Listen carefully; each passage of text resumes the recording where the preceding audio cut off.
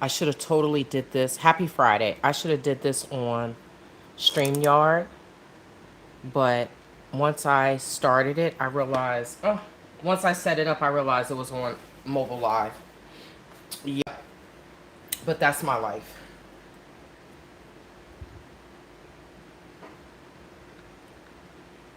Let me just make sure we have sound and we're good to go. I'm not gonna lie and say I'm not overwhelmed with school and everything. I am. My life is in shambles right now. I'm not gonna lie and say I'm not overwhelmed with school and everything. My life is in shambles when it comes to social media and school. I'm sorry.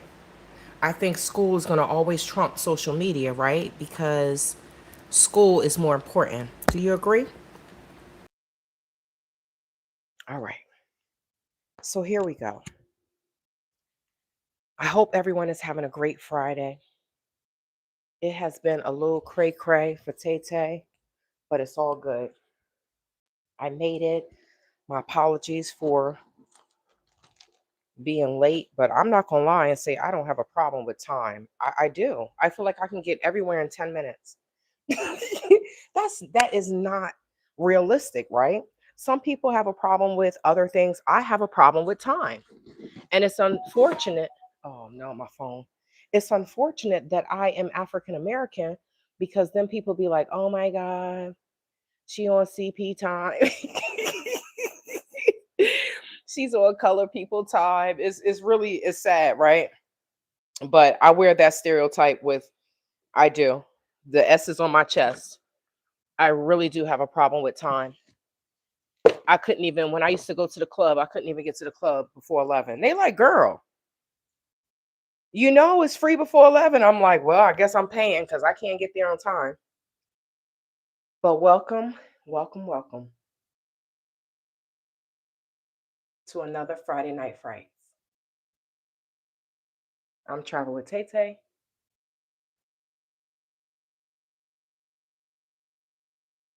and we're going to get into this. Now, you all may hear me talk about the Gambia all the time.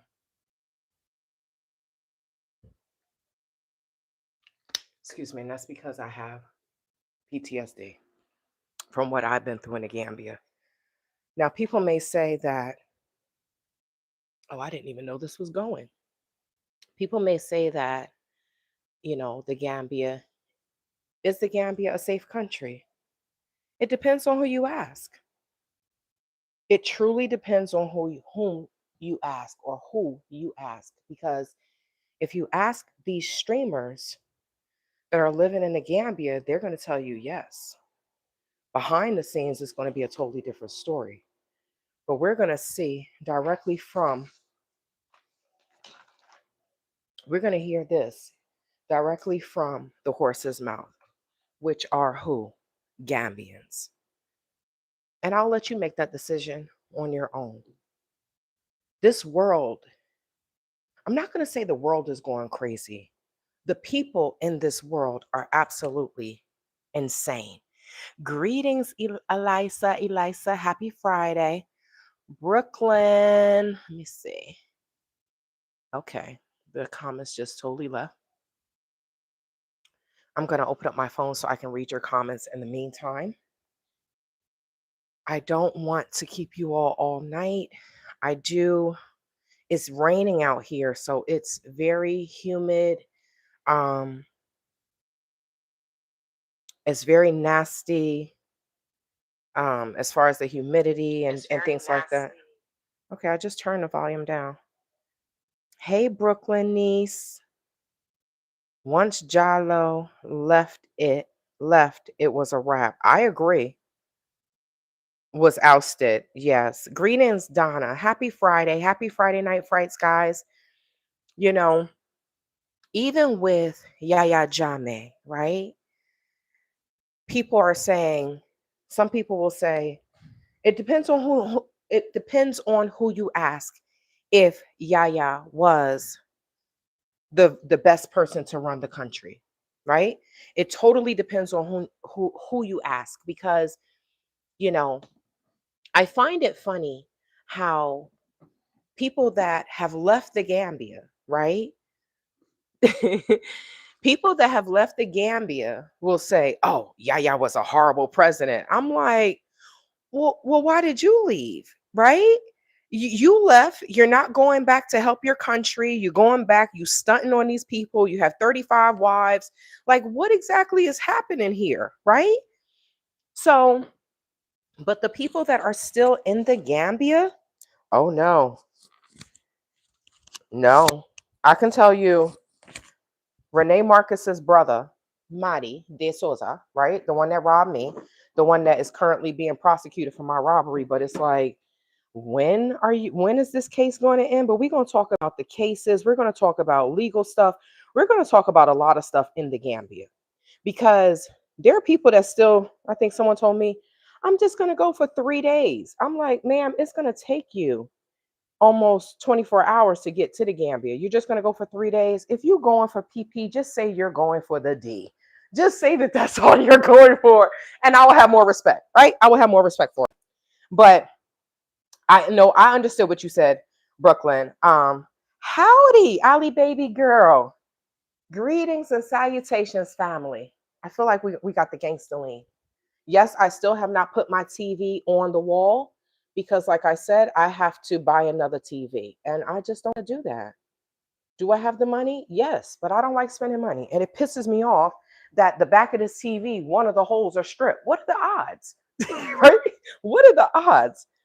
So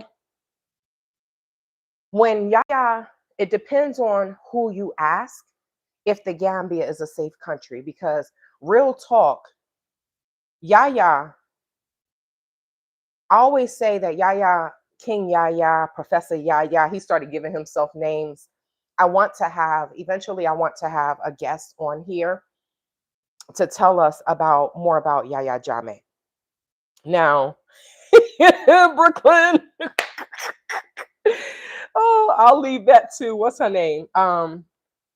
Rooted in royalty. She was like, don't nobody want that military schmecks in, out, left, right, in. I said, yo, when she said that, I was dying laughing. I was like, yo, but you can't tell Gambians that their D is not the best in the world. I can't. It's weird that this is a Muslim country, and it seems like there are so many freaking prostitutes in the country that it's not even funny. And I'm not talking about the Nigerians, or because they try to blame, oh, the women that come here is the Nigerian women and the women from Sierra Leone, and they come here and they influence Gambian women. Well, then that means that Gambian women don't know who they are, because no one can influence me to do illegal behavior.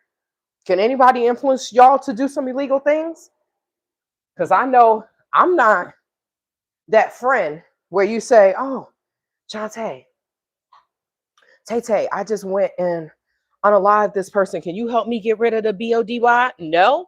I'm like, nope. And if the police come and ask me a question, I'm telling, okay? Because I didn't have anything to do with that. So if anyone is going to do anything illegal, just make sure that I'm not around, because I, I don't want the police to ask me anything. So it's weird that there is so much you know what going on, and I'm just like, wait, this is a Muslim country. I have a video for my members. I just got it yesterday. I'm going to upload it. It's just certain things, guys, I can't really upload to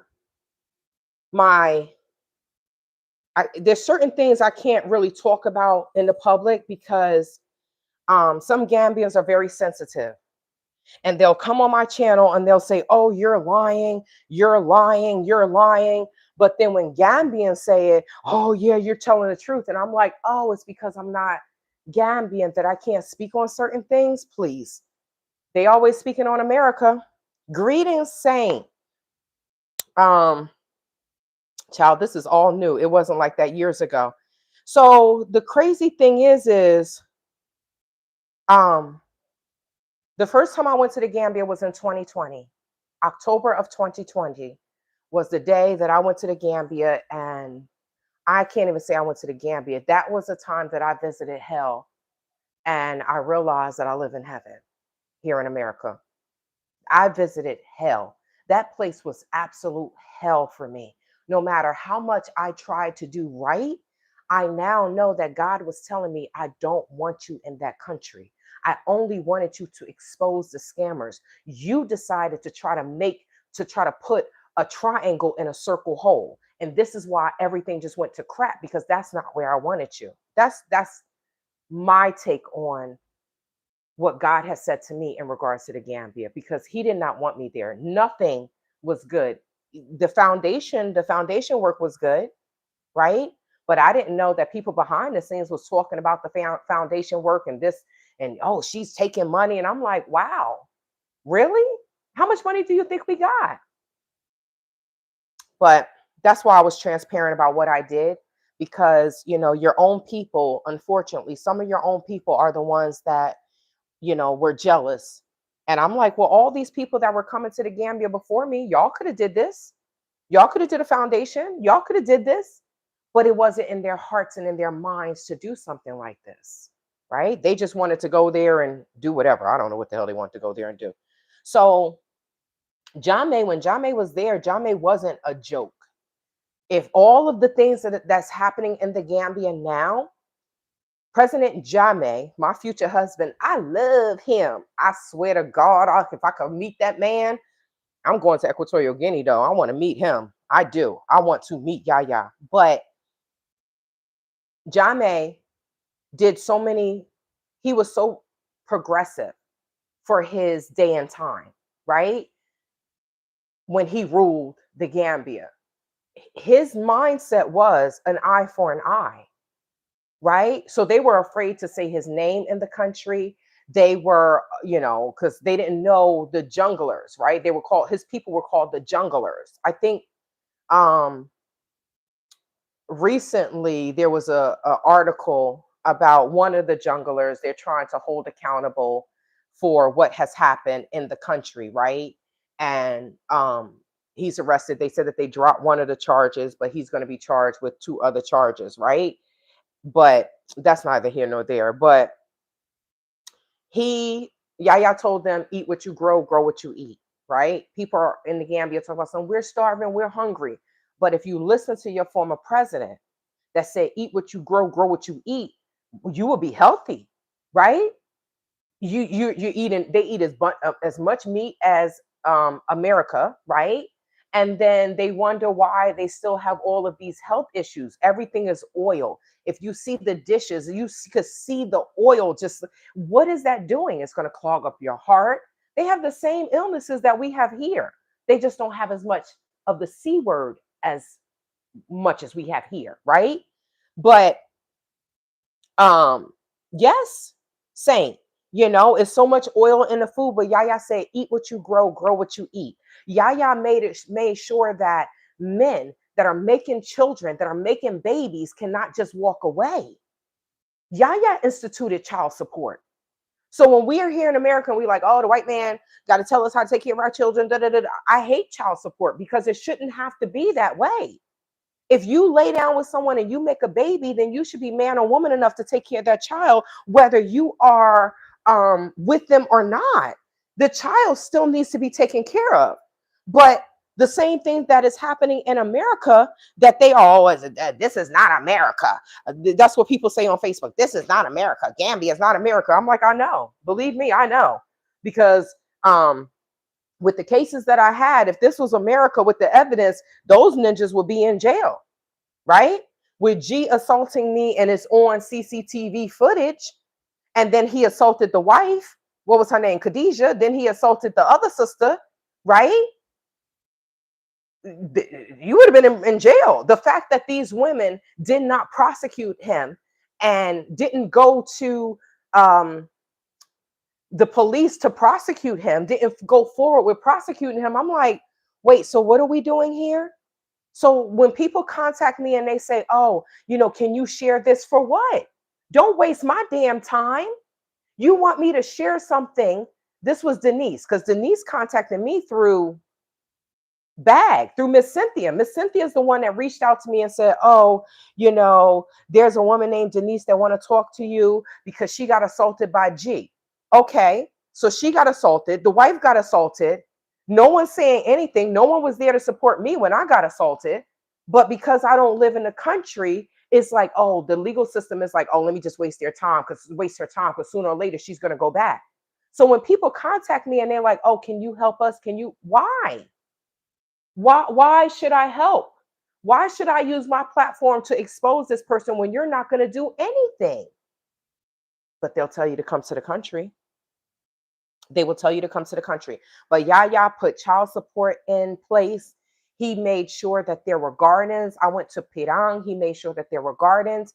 Now, yes, the criminals were mad because then they couldn't do what they want to do. But what did Yaya say? Yaya said he is hard on Gambians because he knows that they are hard-headed. Came from the former president. I'm not making these things up. The former president of the Gambia said this.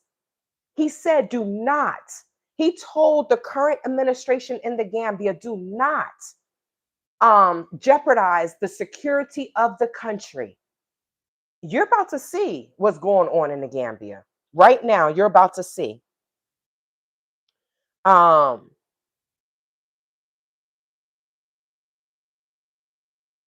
Greetings, MG. You know, I feel like people are not going to talk about the realness of what's going on in the Gambia because they have bought land, they have built a house, and it's like, well, I have to lie to myself because if I tell these people the truth, number one, if you're single, you might end up dead, right? That's the reality. When I showed that I got assaulted on Facebook, what did these people say? Oh, if you come here, we will beat you. That's what one of the dudes said. You know what I said? I know. But if you come to America and you try that, I'm going pow you. So how you like that? How you like those apples? Because I exercise my Second Amendment rights.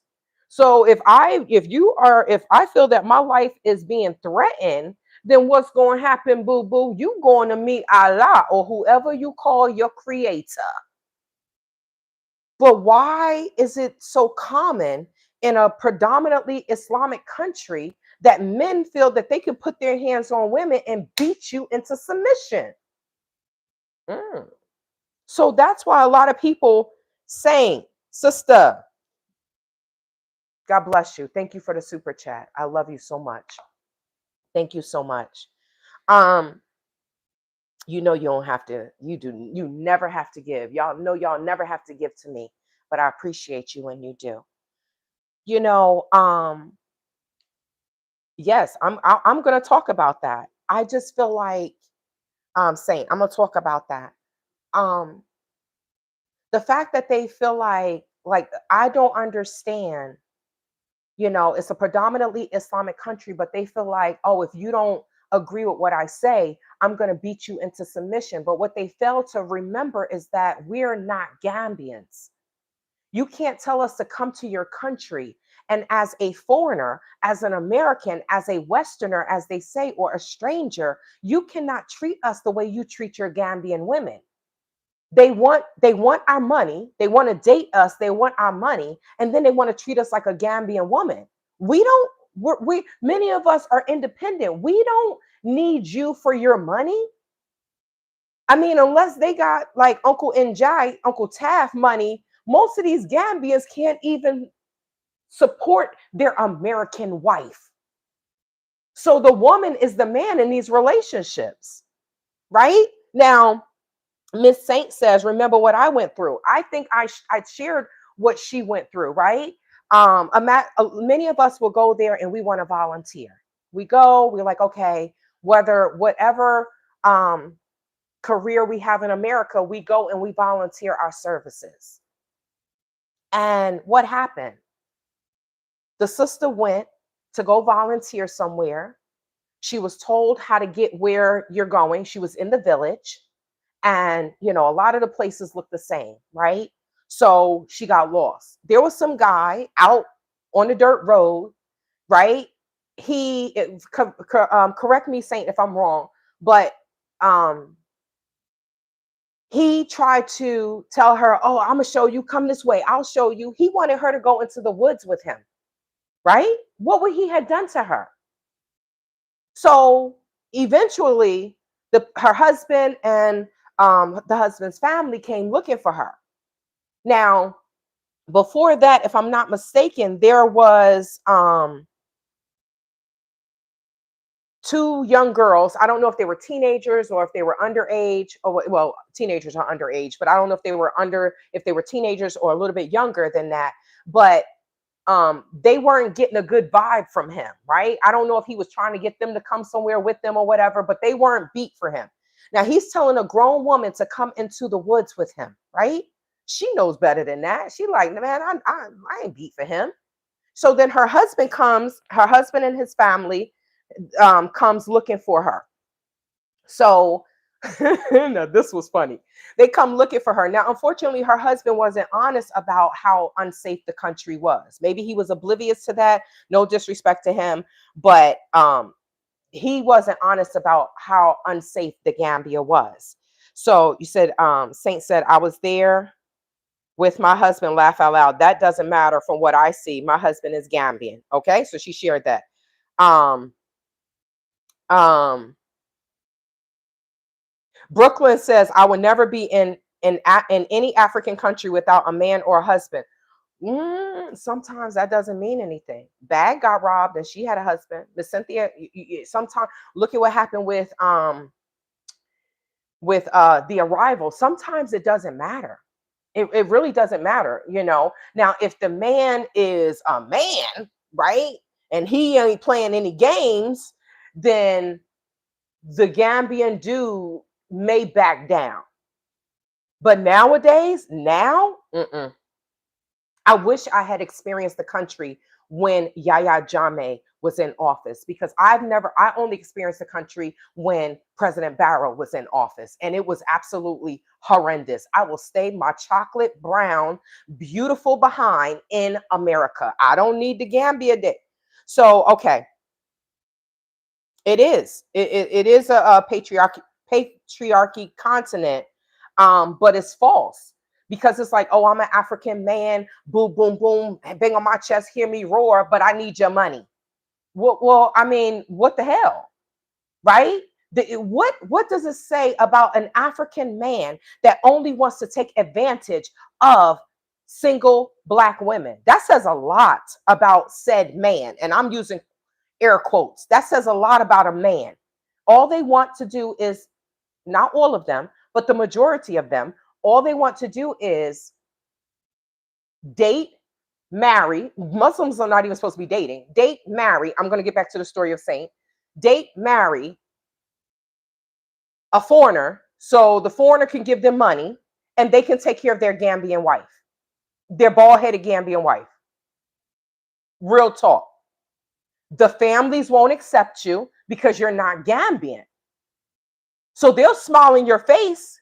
You stop sending money, and then you will see how they really feel about you. So, okay. So, Saint said he followed me, right? Okay. So he followed her. He followed her. He tried to get her to come into the woods, right? Oh, I'll show you. I'll show you. Because I guess she asked him about where she was going. Oh, I'll show you. So the husband and his family, the brothers, come looking for her, right? So she tells the husband what happened. And he kept saying, I love you. I love you. You see? You see? And that's the first thing they will say to you, because I guess, you know, the women that were coming there before us, I don't know. I know it was a bunch of older European women. And I feel like as soon as they say, I love you, they think we're just supposed to say, ah, what the hell? What the helly? You. So, I mean, it does work for many women. It's still happening for some of the Black American women there. But he kept saying, I love you, right? So fast forward, her husband and his family comes, and now they're looking for her. So she tells them what happened. Now they go looking for the dude, right? So the two young girls pointed to where he was, right? So now imagine, this is the gaslighting. Imagine they all, let me stop. But yes, they're bald-headed ass wives, right? So imagine Saint standing there with her husband in front of this dude, and the dude says, "Oh no, that's not me." Right? That's the gaslighting. There a lot of gaslighting goes on over there. They will basically, without telling you, they're saying, "Don't believe you. Are you going to believe me? Or are you going to believe your lying eyes?" That's basically what they're saying, right? So he said it's not him. No, that wasn't me. That wasn't me. Well, Saint says she is from Cali and she don't play that ish. And she proceeded to whoop that. But what's funny is she took his head and kept banging it up against the tree. I said, girl, I would have paid good money to see that shit. So then some woman, right? Because we know that there is no accountability. I don't, y'all may not know it, but I know that there isn't any accountability in the Gambia. They don't hold each other accountable for anything, and they're damn sure not going to hold each other accountable for what you do to a stranger, foreigner. I'm talking about someone like me, someone like Saint, someone like Brooklyn, someone that from anybody that's in this chat, that's in this live right now, that is not Gambian. They're not going to hold them accountable. They're not, a Gambian is not going to hold another Gambian accountable for what you do to one of us. Someone told me in a Gambia, well, you know, if you're not Muslim, we could do whatever we want to you. I said, I'm not Muslim, and I know damn well the Quran does not say that. You think a religion is going to say that you can do whatever you want to people? But how many of these people can actually read? How many of these people have passed 6th grade, middle school, 7th grade, 8th grade, 9th grade? Most of these people don't even have a 9th grade education. So they can't even read. But you want to tell me that you can do whatever you want to a non-Muslim? Oh, come on. So the woman comes out the house and she's wailing, blah, blah, blah, blah. Like, you know, who are you? You know, I don't know what she was saying, right? But basically, she was mad that Saint was taking that dude's head and banging it up against the tree. Right? If I'm not mistaken, Saint then turned around and grabbed the woman by the neck. Am I wrong? Is that what happened? Sure don't. Before my hubby can react, I lost it. My hubby got back to Gambia, but I don't go back. He goes back to Gambia and she will never. You see? Then choke the woman up, right? Because it's like, now you're good, and I'm happy that I got a chance to tell this story, because everything that you're going to see behind this is going to back this up. The young boys, they let the boys do whatever they want. They raise the girls and then they spoil the boys. The boys can do whatever they want in the Gambia. I saw a little young boy. Some of these boys look smaller than what they are. In the Gambia, you're either very small, some of them are medium or average, or you're very tall. That's how it is in the Gambia, right? So some of these grown men got the bodies of like 12-year-olds, okay? I saw a young boy. These were all young boys. You could tell they were young, right? Underage, maybe 13 on down. And it was nighttime. And I'm like, Marty, what? So I see somebody who, you see the fire from a cigarette. And I said, I'm looking, I'm like, Marty, those are young boys. Yeah, they smoke like it's okay, right? But he was slow. Like Marty, he's a true criminal, right? Renee Marcus's brother is a straight up true ass criminal, right? But it's crazy that he's saying to me like, yeah, they smoke like it's normal. Is this? But then you walking around on Fridays, alhamdulillah, mashallah, you are a hypocrite. Oh my God. But anyway, so the boys get to do what they want, and you're going to see this in this video. You're going to see this. But I can say this, Saint, none of that would have happened to you if Yahya Jammeh was still in office. Is any president perfect? No. No. First of all, if you're the president, you have, why does it look like, okay. First of all, if you're the president, you have codes and secrets that none of us know, right? We saw when Obama went into office, his hair was black. When he left, his hair was gray. He had salt and pepper hair, right? So no president is perfect. I'm not saying Yahya was perfect. What I'm saying is people said that the country was safer. You could leave money, you could leave $1 million out there in the streets, and what happens? The money will still be sitting there when you come outside because they were afraid to do anything. But I feel like Yahya was like a strict parent trying to protect their children from the world. And there was the like if a husband and wife get divorced and now the child is living with the parent that really don't care, that's what we're seeing now. That is what we're seeing now in the country of the Gambia. People weren't stealing, people lived in fear, right? Now, like I said, the criminals are like, oh no, this is Serakunda Market though. This is Serakunda Market, if y'all don't know. That's one of the big markets. Now, at the corner, what is it?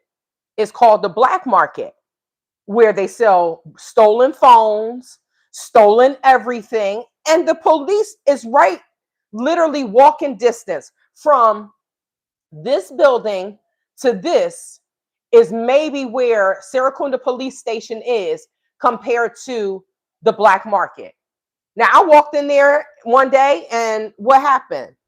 Oh, you want a phone? I'm like, no, y'all probably selling my damn stolen phone. That's what I said. Well, my phone wasn't stolen. My laptop was stolen, my hard drive. These people will steal your drawers off of you. If your drawers are not, they will steal your drawers off of you while you still have your pants on. You heard me right. They will steal your drawers off of your body while you still have your pants on. That's how good they are with stealing. And we'll sit there in your face and say, I didn't do this. And I'm just like, how in the hell do you think your country is going to develop, prosper, go anywhere if this is what you do? We're going to talk about this though.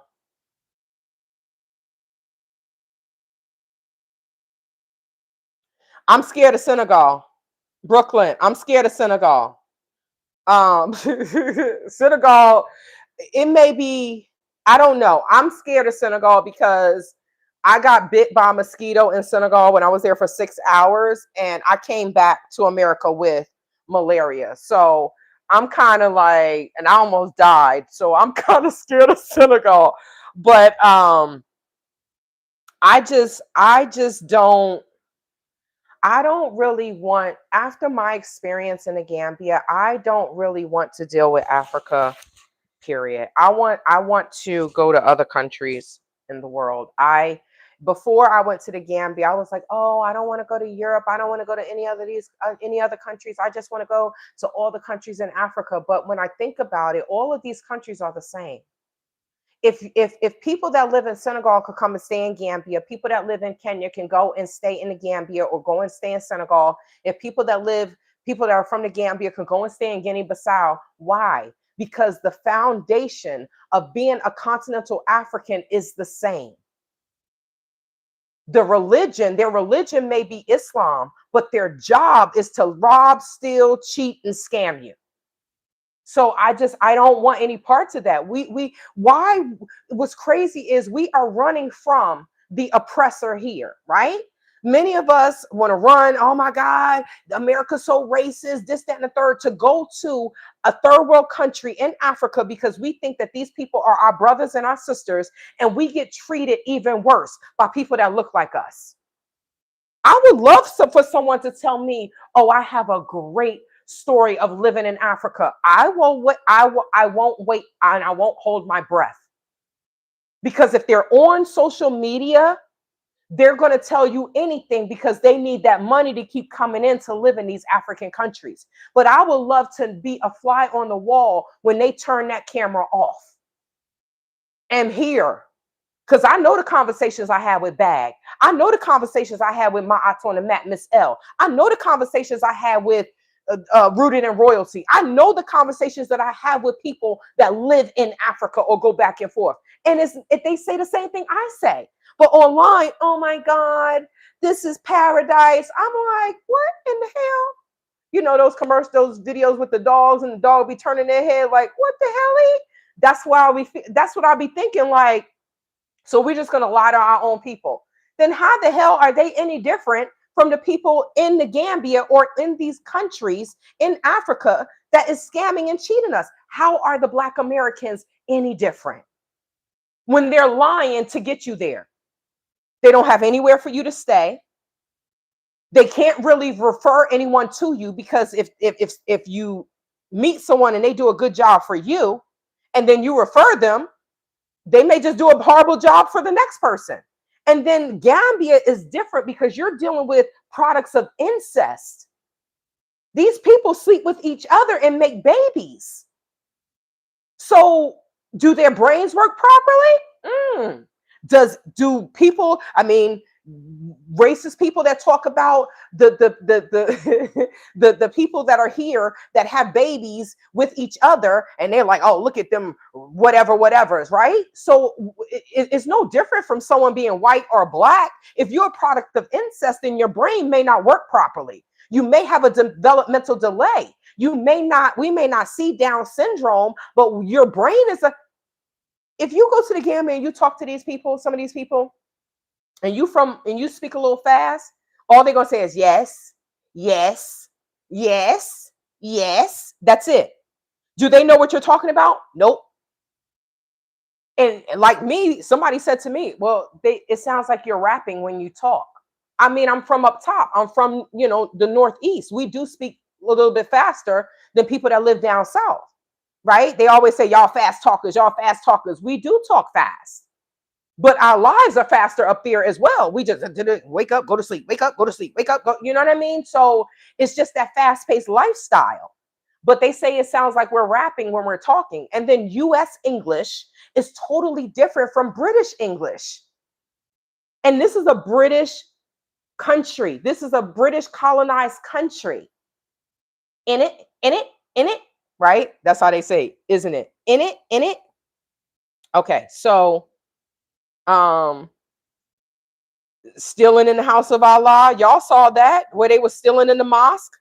They will steal your phone in the mosque. Brooklyn, did you see that video? Straight up, the dude coming there, he's standing there like he praying, and then he turned and he looked left and he looked right, and then he see a dude in the mosque sleeping. And it's like, of course, the brother probably thought, I got my bags, I'm in the mosque, I'm safe. Dude comes over there, sticks his hand in his bag, steals his phone, and then leaves and go. And CCTV, why do they have CCTV footage in a mosque? Because they know their own people. They know these people will steal your drawers off of you they just stole somebody's shoes. Imagine going to the mosque, you leave your shoes outside, somebody comes with their, on Friday, they come with their little beat up shoes, and then they leave in somebody else's shoes. What? Didn't you just go in here to pray, to do what is it? It's Jama. Juma. You go and you do the Juma prayers at 2:00 on Friday, and then you come out and then you steal someone's shoes. The most stealing happens just before Ramadan and Tabaski. But it's, let me get this money so I can be looking very nice and for my, for my Tabaski and for the Eid, I'm going to look nice. Everybody going to think I have money. I'm going to spend all this money on myself. And then I'm going to go and say, Ana Salibo, where's my charity? And I'm like, did you get your hair and nails done? Yes. You got a new outfit? Yes. Then that's your Salibo. Don't spend your money on yourself and then come and ask me for money. And one of the men just started busting out laughing, because it's like, come on. But we will complain about America to go and accept abuse from people that look like us, that are not even on our level. I don't understand that one. I do not understand that one. So let's read this. So this is from someone that I follow on a social media platform. And he says, because, their election is the end of this year. And what happens if they have a political uproar? Because what's happening now is they were trying to form a coalition, right? Now they did this during Jammeh's era, and then people didn't agree to the coalition. So now it's like they don't, let me close this blind because the sun is going down and you're seeing the reflection. So now they're like, well, we don't want to do another, they're afraid to do another coalition because they don't trust each other. But if you're ever in the Gambia, the first thing they'll say is, trust me, just trust me, just trust me. Don't trust anyone, okay? Don't even trust yourself if you're in an African country. Because a lot of times we're just like, oh my God, my people, my cousin, Momo, like Color Purple, Momo, Momo, see Momo, I miss you. And then we fall for the okie doke because we think that these, and they know now, oh, if I call them my sister, oh, welcome home. That's the first thing they'll say. But then they're going to overcharge you. I mean, is that really family? If I invite you to my home, Saint, and I'm like, oh, welcome home, sister. And oh, well, you got to pay extra. And you got to, what is that really your family? No. But are these streamers really telling the truth? No. So this said, see, Memphis here, I talk fast too. So they will say that you were rapping. Oh, your ex told you about him getting his phone taken. My husband got his Adidas slipper stolen in the mosque. You see what I mean? I'm telling you. See, y'all, I don't have to lie about this. Like this actually happens. And it's like, I don't understand. I don't understand. Okay.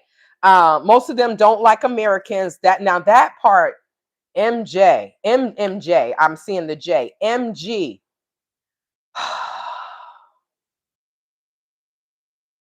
You hit the nail on the head with that.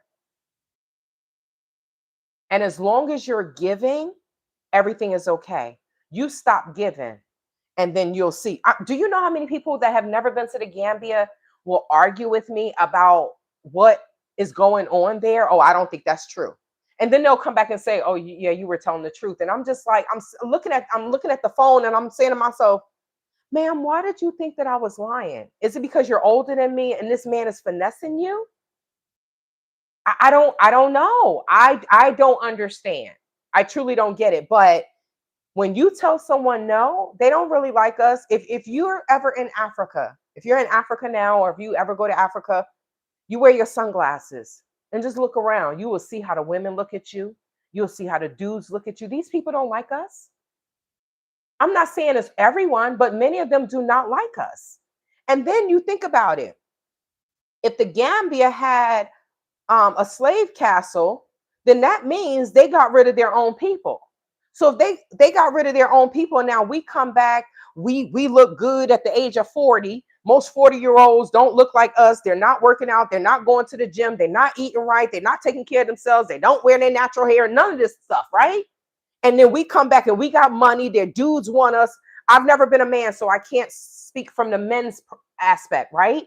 But the women, their men want us. Now, their men only want us because they think that they can control us with their third leg. Oh, if I give her this third leg, she gonna give me everything. Well, what about the woman that'll smash you and keep moving?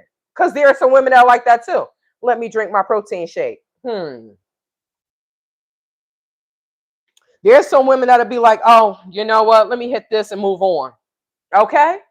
And then he mad. I love you. You don't love me. You just love the thought of what you think you can get from me. Right? And then when you don't give, what happens? Ooh, you may get robbed like me. When they realize that you're not going to leave them the place that you just rented for a whole year. You're not going to leave them the vehicle that you just bought. You're not going to give them your debit card and access to your bank account. What the F is going on here? Are the Westerners the Johns? And the men and the women, the prostitutes? And then their mates, they are the pimps. Right, Marty? Because Benna, his girlfriend, his childhood girlfriend, that's Gambian, that said her name was something totally different. She was the pimp. Marty was the prostitute. And I guess I was the John. It's crazy. I've never experienced anything like this in my whole damn life. This is crazy. Oh, you know what? That hasn't been your experience in Africa. Then you were blessed, Brooklyn. You were blessed. You were blessed because this is the story of many people. Many people. Hi Judy. Hey, beautiful Tay, and congratulations on your grades and passing your test. Thank you so much. I told you you had this. Proud of you. Thank you so much. We have 4 more days, one more quiz, and one more exam. And I told my professor, well, I could just bomb the last exam and pass. He said, we don't do that. We strive for A's. Yes, we do. Okay, so let's get into this. Yeah, you were totally blessed, Brooklyn. But see, this is the thing. People that don't experience that, right? There was someone that went to the Gambia and she was around people that had money and this, that, and the third. And when I told her about the incest, she was like, why you keep talking about incest? You know, I'm like, because this is what happens. So when you don't, I guess it's a good thing that I did experience some bad things because now I understand what really goes on. But if you were protected and sheltered, most people don't know half the stuff that happens in the Gambia. They don't know half the stuff that happens. Especially if you have a dude that gets up, goes to work, come home, gets up, goes to work. They don't know what's going on in their own country. They don't know. But then it kind of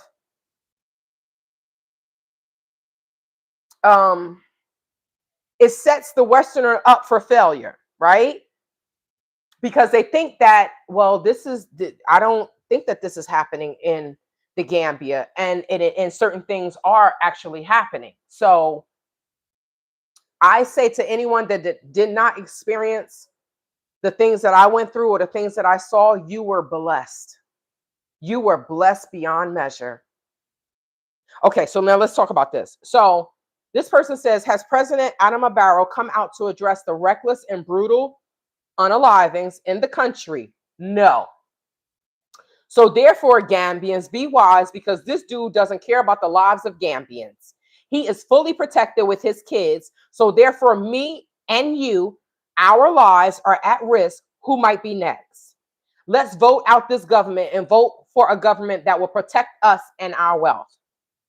This person is very open about what is going on in the Gambia. And some Gambians come on his page and be like, oh, you know, they just talk nonsense because they're just like, basically, how dare you tell our secrets? Stop acting like this is, you know, but they will act like these things aren't happening in their country, which is weird. It's just weird to me because I'm like, so you know that you're suffering, but it's best for you to just sit there and lie and say that everything is awesome. I don't understand it. So you all saw me show you this on the you all saw me show you this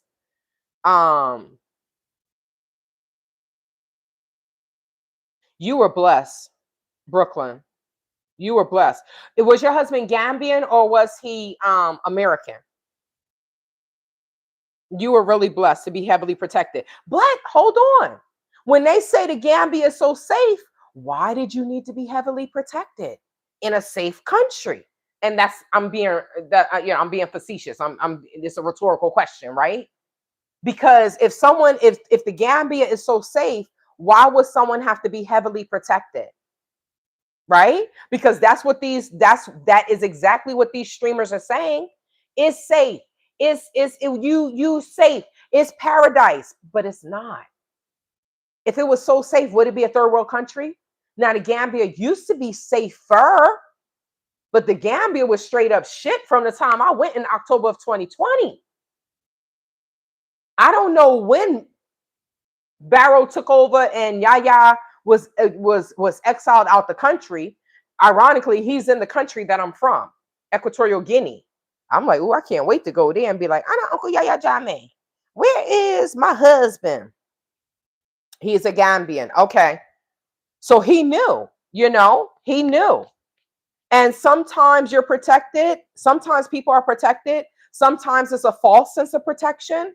Like with me, with my security, it was a false sense of protection. Because when it came down to it, he hated me. He hated Americans. His family hated Americans, but they allowed me to come in. So I don't know what they thought. Maybe they thought, oh, she's like the rest of these people from America because they think we're stupid, right? Oh, she's not going to say anything. Well, you're the dummy for allowing me into your home, meeting your family, learning the language. I got videos. You think I'm not going to share this? Well, you thought wrong, ninja. They didn't put so much hate in my heart. I think I hate them as much as they hate us.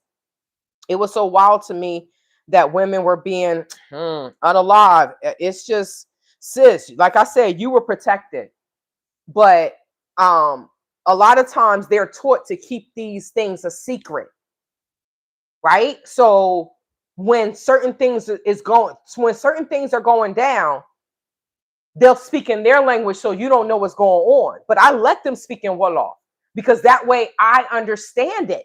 Don't understand everything, but we also understand social cues. They don't really get social cues, right? We may not know what's being said, but we may understand what's going on. They don't get that. That goes over their head. Now, this says eight. Now I showed this I showed this video. I showed this picture on my community page, but this is the story. 18-year-old remanded at state central prisons over Fajikunda with a knife death, right? So let me just say this. If you have ever been to Amsterdam in Bakau, Amsterdam has, right across from Amsterdam, it's like a trash field. What do they call that? A dump, a trash dump. But if you make a right at the end of that, and you go to the end of that street, they have a juvenile prison. They have a juvenile prison, right, for these young people that do these diabolical things. So if they say state central, I think that's where they put him. Now he's 18. Look at how small he looks.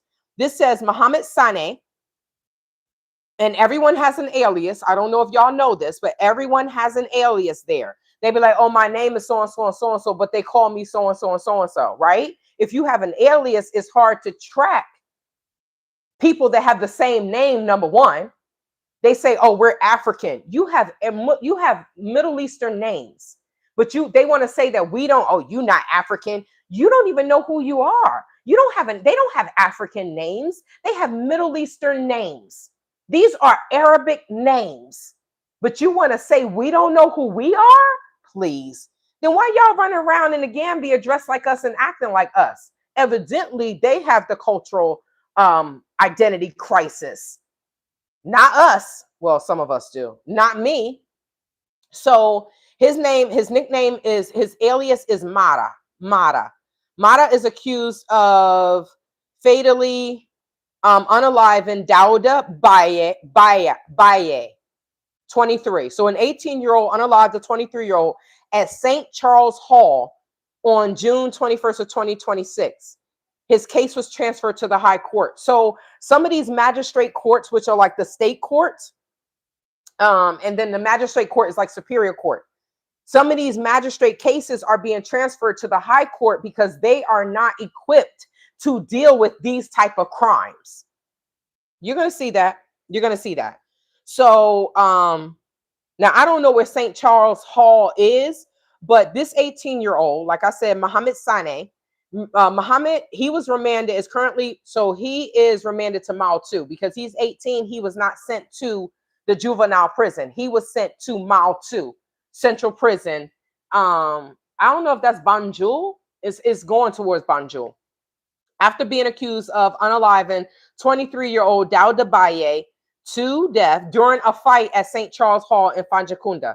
Muhammad appeared before the Bundung Magistrate Court charged with a 187. Now, Bundung is where my two cases are, right? I'll talk about that later. However, because unaliving cases can only be heard, you see what I said? These cases can only be heard by the high court.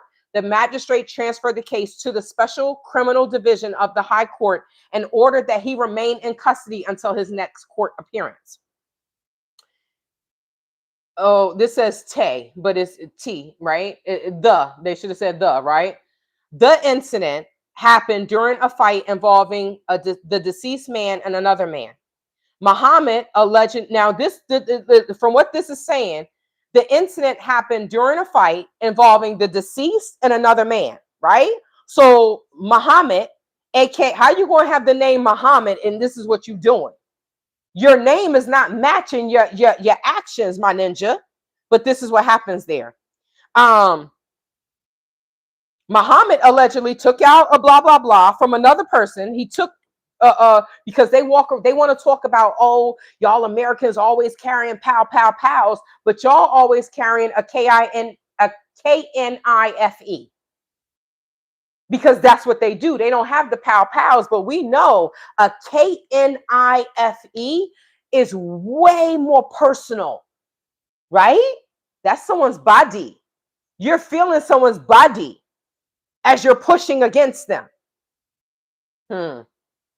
Now he took that from another person and jabbed Dowda in the back before running away. So you ain't even doing this to his face. Why ain't you use your fist, right? Why didn't you just let them fight? So when people talk about what's happening in America, I'm like, you cannot talk about anything that's happening in America because you all are doing the same thing in these countries, in these African countries. So Dawda was rushed to Bundung Maternal and Child Hospital where he was pronounced dead. Now, did you all know that if someone is jabbed, and I'm just going to use that word as opposed to anything else, if someone is jabbed, do you know that when the person is taken to the hospital, in the hospital, they're just going to a hospital in America, what happens? They're going to treat you no matter what. It's a trauma. They're going to treat you no matter if it's a pow pow shot, no matter if it's a jabbing, whatever, if it's poison, whatever, they're going to treat you. Not in the Gambia. Not in the Gambia. They have to have a police report. Now, if they don't know who did it, do you know how many people are rushed to the hospital and they end up dead? Because the doctors are like, well, we can't work on you if we don't have a police report. That's what happened to Rene Marcus's brother, Mahdi, right? He was out robbing with his crew. He told a whole different story. I know now he is a part of a robbery crew in Lamin, and they be out robbing, and his family knows that he doesn't have a job, but they accept the money coming in. And they say, we're cursed. No, I'm sorry. No, I think they got it wrong. They have it wrong. I feel like they are the cursed people. And that's just my opinion. So when they rushed him to the hospital, I think they took him to 2 or 3 different clinics, right? And then the third time they were like, oh, his fat friend, Palms, was like, oh, we were working in a shipping container and he got cut with some glass. They quick to lie, but these people don't have jobs. One of them, Palms, wants to be a artist. And I'm like, but why don't you can cook? Why? Oh, I'm an artist. But you're a broke artist. You don't have any money. I swear, I think they're homosexuals anyway. I'm not going to lie. They are very close, very close. I'm like, And some people in the Gambia, they will sleep with men. They will sleep with women. They will sleep with whomever to get the money. Did you know that there was a homosexual prostitution ring out of Senegal? This is how all these young boys had these BMWs. How did these young boys get vehicles like this if they don't have a job? Right? When Inator that lives in Amsterdam said to me, oh, when you was hanging with the people in when you first got to the Gambia, I was hanging with rug dealers, okay? Perpetrating as businessmen. I'm in the club, I'm seeing people, I'm like, what the hell? Well, okay, I know that they do right? In America in these clubs, but unless you're in the VIP area, I don't see that stuff just out in the open. You just right there by the bar, just gonna go ahead and sniff the white girl right in front of my face. I'm like, what? Mighty was like, turn around. I'm like, this, I gotta get the hell out of this place. I can't carry my gun. I'm good. I'm good. I'm good. I'm good. I'm good. Um, so let me see. So it says Bundung Police Station in 2015. These are comments that were underneath that. It says he called me FS. I don't know what that means.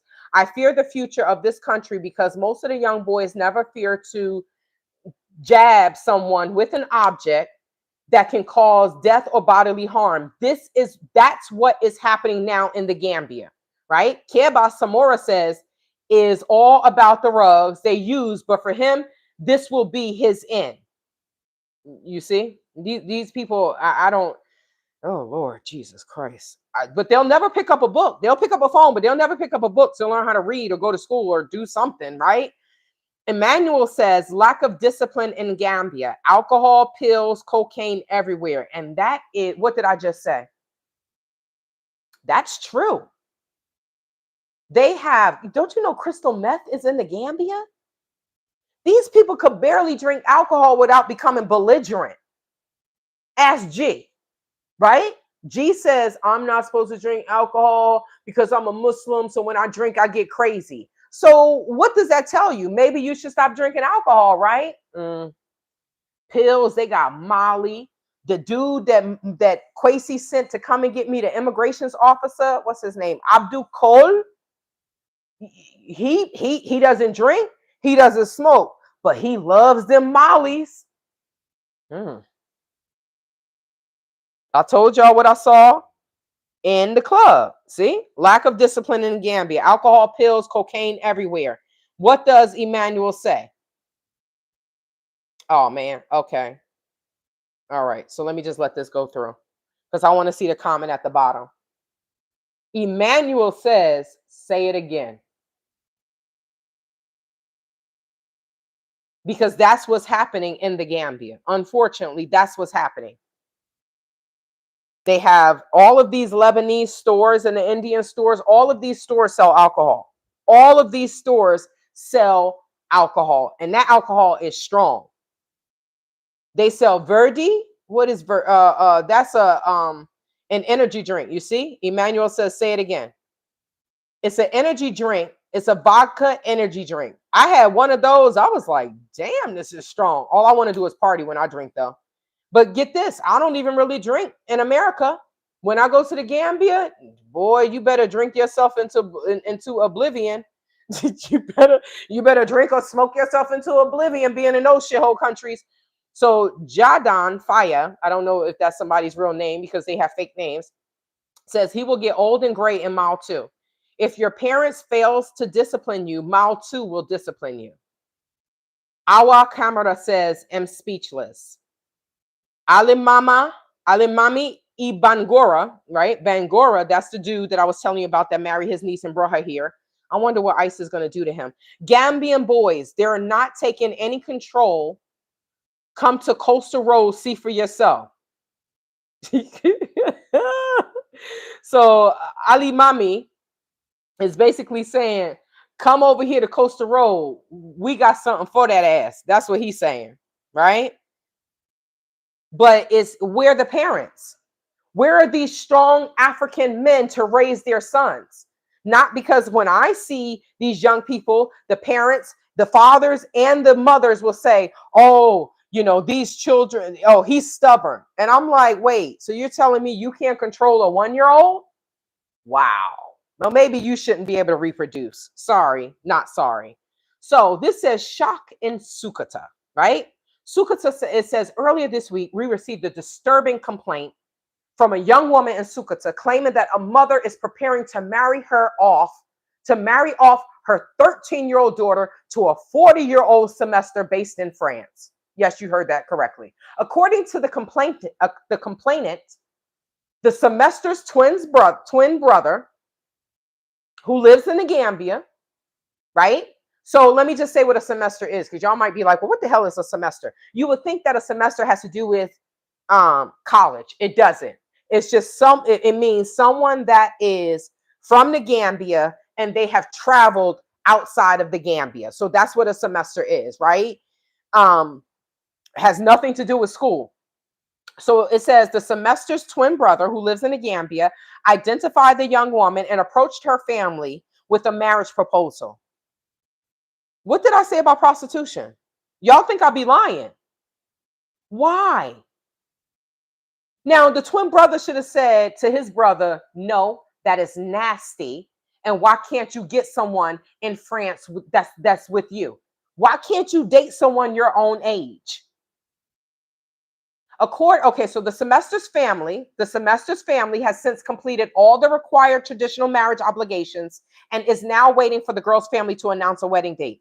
The semester's family. So it's a family affair. Did I not tell you that Mahdi and his whole family sat there and lied? The children, the grandchildren, well, there aren't any grandchildren, but the sisters, the auntie, the cousins, everybody sat there and straight up lied.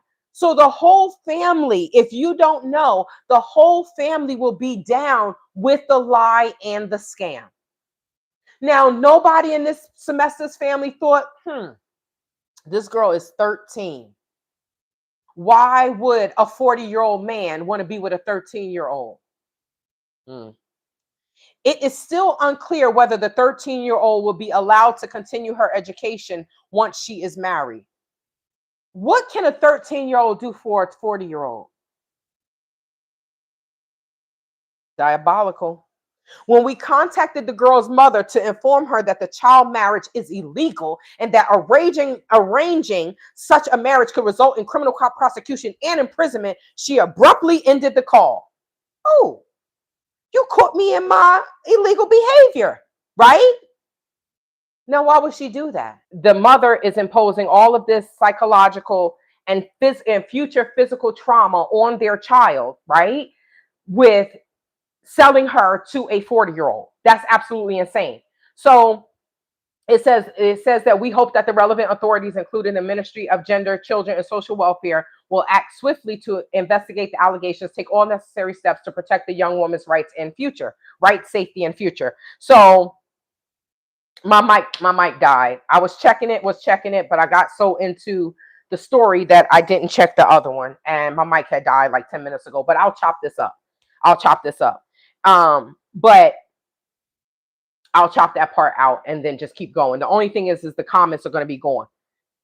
So if you are in the Gambia, what you're going to see is a lot of Ministry of Gender, Children, and Social Welfare signs. You're going to see them all around, because to say, oh, children and, this is illegal and that's illegal, but will they actually do something? Now, they said in here, in these comments, it says, we can provide the mother's details. It says we can provide, let me just let it go. We can provide the mother's details, the mother's contact details to any authorized individual or organization willing to assist. Please, let's stand with the girls to dismantle the harmful norms that force them into child marriages.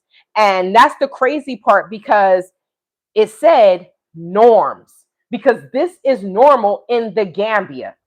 This is not the first time that someone is going to try to sell their 13-year-old. It's not the first time, and it's not going to be the last time, which is so sad, right? And why would she sell her 13-year-old to a 40-year-old? It says, let's stand with the girls to dismantle the harmful norms that force them into child marriages and deny them their childhood. Why would they do this? For money. Evidently, his whole family was a part of this. It says the semester's family has since completed all the required traditional marriage obligations. The semester's twin brother, the whole family was a part. The semester, the 40-year-old semester, and like I told y'all, semester doesn't mean school, whatever. But the 40-year-old he decided, I want her. You're in France. You can't meet other Gambia women that are your age, or you can't meet someone that's your age. You want someone that can be your granddaughter, your daughter. This is diabolical. It's beyond disgusting, but it's absolutely diabolical, right? So His whole family, like I said, the whole family will be a part of the scam. The whole family, Marty's whole family was a part of the scam. And now they know that I ain't playing with them. And their videos will be their videos, their names, their pictures. It's going to be posted everywhere because I'm not going to deal with that. I'm not going to deal with that because it's absolutely disgusting as to what they've done. So, yes, this is what happened with that. So, who knows? This is a Sukata. Who knows? But these people will sell their babies. They will sell their children to someone for $20. I had to yell and try to save a little girl.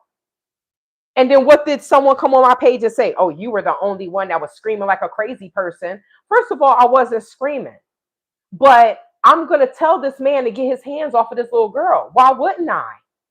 Why wouldn't I? Why would someone do this to a child? And everybody just sitting around just accepting this? That's weird. That's weird. Okay, so this says urgent public appeal for information. I'm going to try to hurry up. A robbery occurred this morning, Tuesday, June 16th, at a residential property in Baraka Estates, in which an unidentified male suspect broke into a parked vehicle and stole 650,000 dalasi in cash. That's a lot of money. That's almost $10,000, right? When I first went there, it would have been over 10,000. It would have been like 11, 12, 11, about 11,000, a little bit over $11,000. Now, why would someone have 650,000 dalasi in their parked car? How did this person know that money was there? This dude absolutely looks like a demon. Look at his eyes. Now, there's a reward of 50,000 dalasi being offered. And like I said, friend, family member, when they start, you can ask any Gambian, they're crazy when it comes to money. They will do anything for money. Anything they will do for money, right? People will say, oh, it's because they're poor. I don't think that that's what it is. Because honestly, if they weren't so wasteful, then they may have a little bit of money. But you ever meet someone that as soon as they get a little bit of money, they have to run to a store and spend it? They don't know how to save. That's how some Gambians are. They don't know how to save. They do not believe in the bank. So they know, well, if we keep all our money in the house, then what happens? Well, if I rob you, then I can get your money. Because that's the first thing a Gambian will say when I got robbed. Oh, how much money did they take? Right? Because they don't care what happens to us. They're like, oh, well, if I didn't get them, at least one of my brothers or sisters got them. So, yeah. So I'm going to tell you more about the reward that I put out with G, with the guy that assaulted me. And, he said to the detective, Naka iPhone B.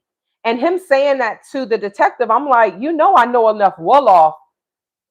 Why are you asking him how is his iPhone? Why would you ask the detective that's handling your assault case how is his iPhone? Because he bought it for him. But G didn't have a job, so who bought it? His Black American wife, Khadijah, the woman that he was whooping her behind, left, right, and all around, and decided to assault her friend as well. And what happened? Neither one of them made sure he was prosecuted. I wonder why. I wonder why. But he thought, oh, she's so nice. And the detective was like, oh, he probably was like, oh, I can get her. She's nice to me. She'll do what I say. Well, that's what you think. Me being nice has to do with me being in your country. Because as an American, contrary to what some people think about Black Americans, we do know, many of us do know how to be respectful in someone else's house or in someone else's country. Can we say the same about them? That's subjective, right? But me being nice doesn't have anything to do with me holding you accountable. And that's the difference. So G asked him, well, how's your iPhone? Right? He answers him. And then the detective said to me, oh, so I'll get into that. But it's about forgiveness, right? It is evil, Judy. I've never met anybody like these people in my whole life. So this says, good morning, Gambia. This is a young man. This boy is 14-year-old. His name is Muhammad as well, right? This 14-year-old Muhammad Kamara. You see how small he is? This is why I say, like, some of them are extremely tiny. So this boy is 14 years old, who sadly was unalive following an alleged assault in Dara Busambara last week. Now, Busambala is another police station that I took Juliet to, right? Y'all, I know all the police because I dealt with so many streamers that were Black Americans, that were people that were Gambian, people that were Black British, and they were effing criminals. And I had to take them to the police. So when they say, oh, Gambia's paradise, where? All we know is police stations. Where is it paradise? It's not unless you go in there for the D, okay, or for the V, for the D or the V. Muhammad, originally from Kiang Tankula, I don't know where that is, lived in Daru, Busambala with his father. According to a family member, it is alleged that the uncle of the first accused restrained, okay, the uncle of the first accused, I don't know what that means. It is alleged that the uncle of the first accused restrained Muhammad and slapped him, while the accused, okay, so it must be two people. It must be two people. The first accused, because Mahdi was the first accused in my robbery, and what's his name? Malang Krubali was the second accused. So it must have been two people that we call them defendants, right? Accused is just when they first get arrested. Defendants is when they were charged and they go to court. So it says that the first accused was the uncle. The uncle of the first accused restrained Muhammad and slapped him. Somebody's uncle, right? Because this is normal. Oh, Jesus. While the accused ran into the compound, picked up the handle of an axe, and allegedly struck Muhammad in the head. A 14-year-old? So two adults do this to a 14-year-old? And then you Black Americans and the Black British want to say that Gambia is safe? Please. If they're doing this to their own people, what do you think that they will do to strangers that they don't even like or care about? Police have since arrested 3 boys aged between 13 and 15 as they continue to investigate the circumstances surrounding Muhammad's death. So these were young people. I didn't even see that. So the uncle of the first accused, so 3 boys have been arrested and they range between 13 and 15. So this would never have happened if Yahya was in office. This is the credit to what's on Gambia, but this is the act. This is what R.I.P. Muhammad. R.I.P. young man, because you didn't deserve that. I wish that there were people that were protecting you, young man. We always say that the children, I'm getting emotional, that it takes a village to raise the children, but it seems like it's taking villages to unalive these children. This is sad. It says, what on earth can this innocent child, this innocent young small boy do to someone for them to hit him in the head with the handle of an axe? People are truly wicked. What? People are truly wicked. This is in the Gambia. So when I say people are wicked, oh, who are you calling wicked? Well, I mean, your actions are speaking for itself, my Gambians, right? But this is what they did to him. And they were ranged between 13 and 15 are the people that were arrested. So let's read this. And then I'm going to tell you about the forgiveness and stuff. Chai, this government, they lost another case. The Kanifing Magistrate Court has acquitted and discharged Gala leaders Aliou Ba, Omar Sabo Kamara, and Kimo Fati after upholding a no-case submission by their lawyers. Now, I'm going to go back to the no-case submission because I need to... if y'all ever decide to go to the Gambia, you need to understand the legal system there. You really do need to understand before you even step foot in that country. The court ruled that the prosecution failed to prove the charges of unlawful assembly and common nuisance and criticized the state for relying on a different law than the one under which the charges were filed. Well, when your prosecutors are trying to holler at you, I mean, I don't even know. I don't think that, personally, I don't think that Some of these prosecutors are even equipped to deal with these cases, with some of these cases, with many of these cases. The state says it will appeal, but the court rejected its request to keep the acquitted gala leaders on bail, ruling there was no legal basis to do so. So I don't know about this gala leaders in the case. What caught my attention with this story is it said, after upholding, the Canifing Magistrate Court has acquitted and discharged after upholding a no case submission by their lawyers. Now, when it came to my robbery and Marlon Krubeli, the evidence is of Marlon Krubeli standing in front of the window with the burglar bars taken off, and he sent the picture to Madi de Souza, who is what's that girl's name? Renee Marcus, the one from the UK that was fighting online, arguing online with Art Kathy, right? Because they hate us so much, right? But it's okay. I'm going to drop her videos. Tay Tay, chat with Tay Tay. Knock on, we miss you. It's fake. It's all mother effing fake. So, Marlon Krubeli is from Guinea-Bissau. This boy has nothing. His family lives in Guinea-Bissau, right? He's poor. He has nothing. He was living in the back of the guy I was telling y'all about months and months ago, right? Oh, I can't wait to see what ICE does to him.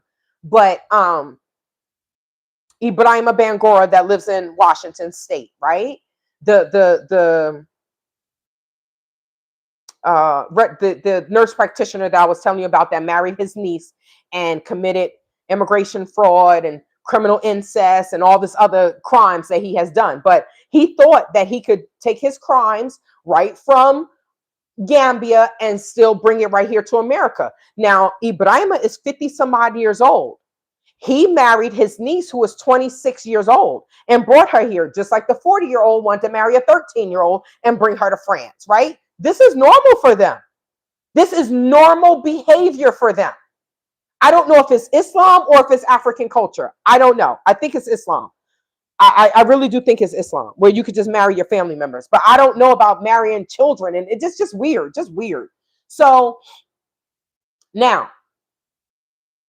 Ibrahima Bangora paid for a lawyer for Marlon Krubeli, the guy that was being accused of my robbery. If there is evidence, a picture of him standing there, his lawyers did the same thing, a no case submission. So they didn't even bother to put in a defense, and the courts acquitted him. Why? Why would they do that? Why would they acquit someone where there is evidence? Why would they do that? Because Africa is corrupt, right? And if somebody is paid, if someone is paid, then the courts are going to do whatever, right? They're going to do whatever. They're going to, if you pay someone, oh, well, all right, behind the scenes, I'm going to give you 100,000 dalasi, or and you ain't even got to give that much, because like some of these people can be bought for cheap. I'm like, damn. They don't even realize, like, if you're going to do something corrupt and jeopardize your career, then you should be getting some good money. So I don't know what was paid. But what I do know is if there is evidence, then how in the hell, if there's a picture of the guy standing in front of my window with the burglar bars off, and then he takes he took pictures of the burglar bars that was up against the door. He took up against the wall. He took pictures of the t-shirts. If he took pictures of all of that stuff and sent it to my private security, then what was he doing? He sent it to tell him the job is done. I was sitting right in front of the two detectives when he told him. They said, "Where'd you get this picture?" He said, "Madi." I said, "This mother son of a lover," right? So he thinks I'm going, don't show my images. Ninja, I'm going to show your pictures. I'm going to show your videos. I'm going to put it everywhere. Because if y'all, the problem is they want to do these diabolical, dirty deeds behind closed doors, and then they don't want you to show their pictures. No, Not me. Maybe the rest of them bitter, desperate black women that are so happy to have a young man that they think love him. I don't give two shits about Mari de Souza. His sister want to sleep with him. The father may be sleeping with the daughter. It's just a hot mess. If she had the nerve to be arguing with our Kathy, girl, you should have been trying to keep your daddy's hands off of you. So we see that this happens. They don't even have to. How is there all this evidence in my case, and then they don't even bother to put in a defense, and then the court says, oh, the courts hasn't proved their case. What? Man, I'm good because I know the country is corrupt. I know the courts are corrupt. We learned this in school. We learned this growing up, how corrupt countries in Africa is. So, do you remember the 17-year-old girl who she knifed her? Y'all can see what it says, right? Oh, y'all can't see it at the top. But she used the KNIFE, right? But the S word. So she jabbed her teacher with a KNIFE at Eunice English School in Busimbala. Okay, you see Busimbala is going crazy. The young boy, Muhammad, this happened in Busimbala, right? I know this dude, right?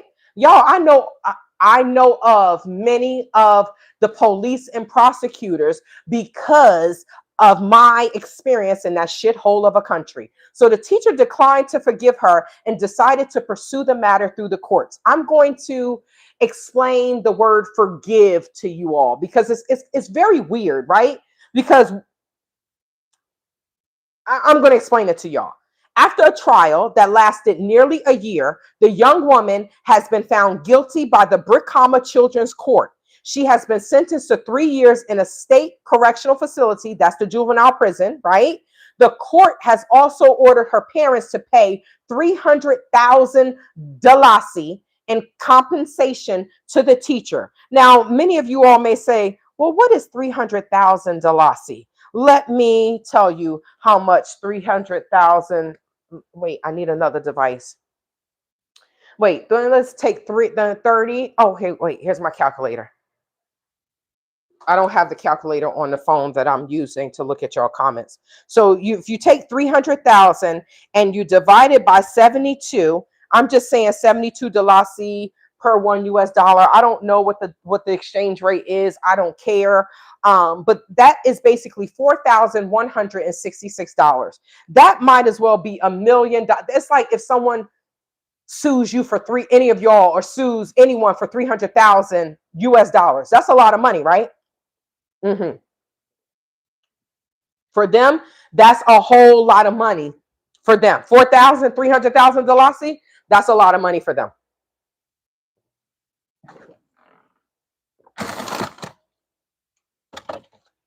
Sorry, my shake is I got to put it in the freezer, let it get cold again.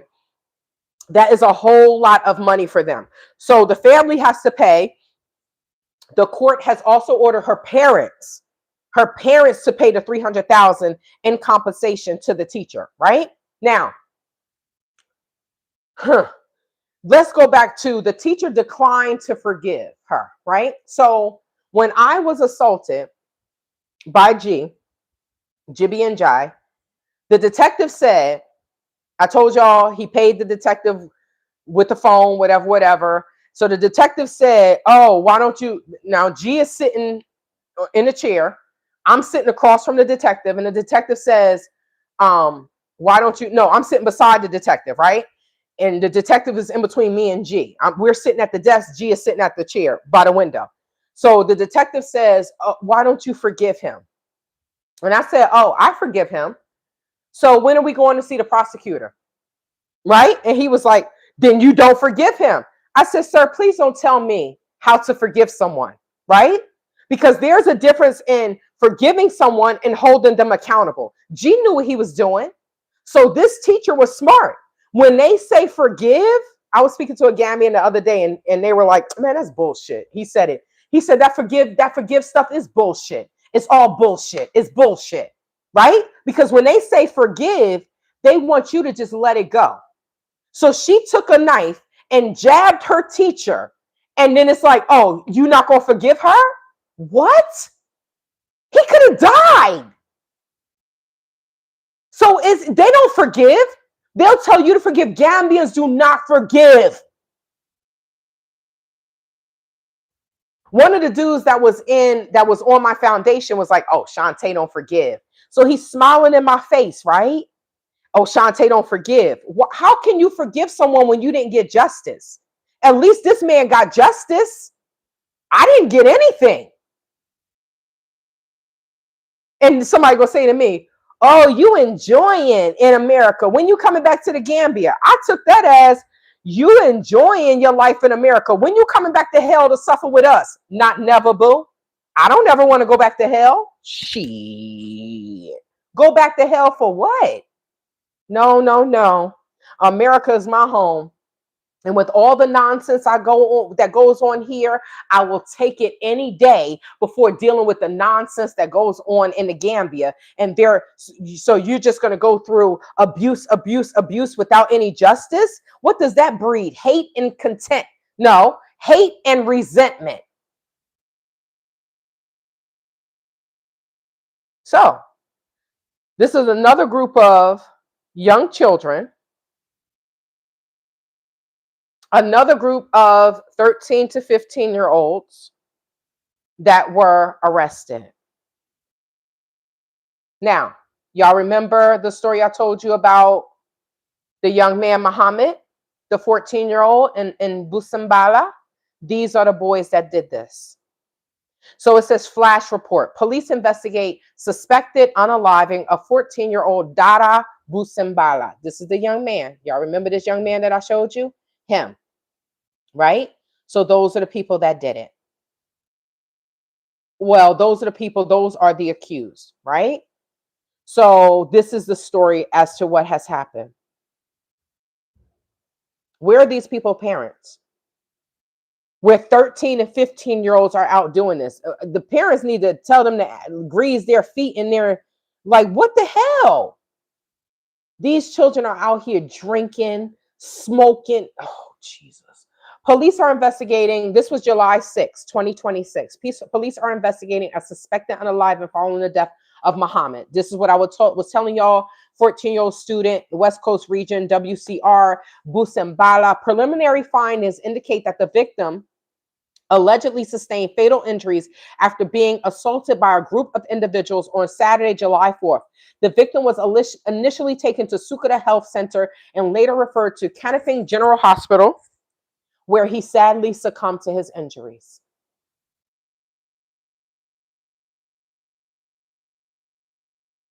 Where are these parents? So when Gambians talk about, oh, Black Americans, this is why I tell y'all what's actually going on, because they will try to talk bad about America when their country is just as bad. 3 suspects aged between 13 and 15 years have been arrested and are assisting investigators while efforts are ongoing to identify and apprehend other individuals believed to have been involved in the incident.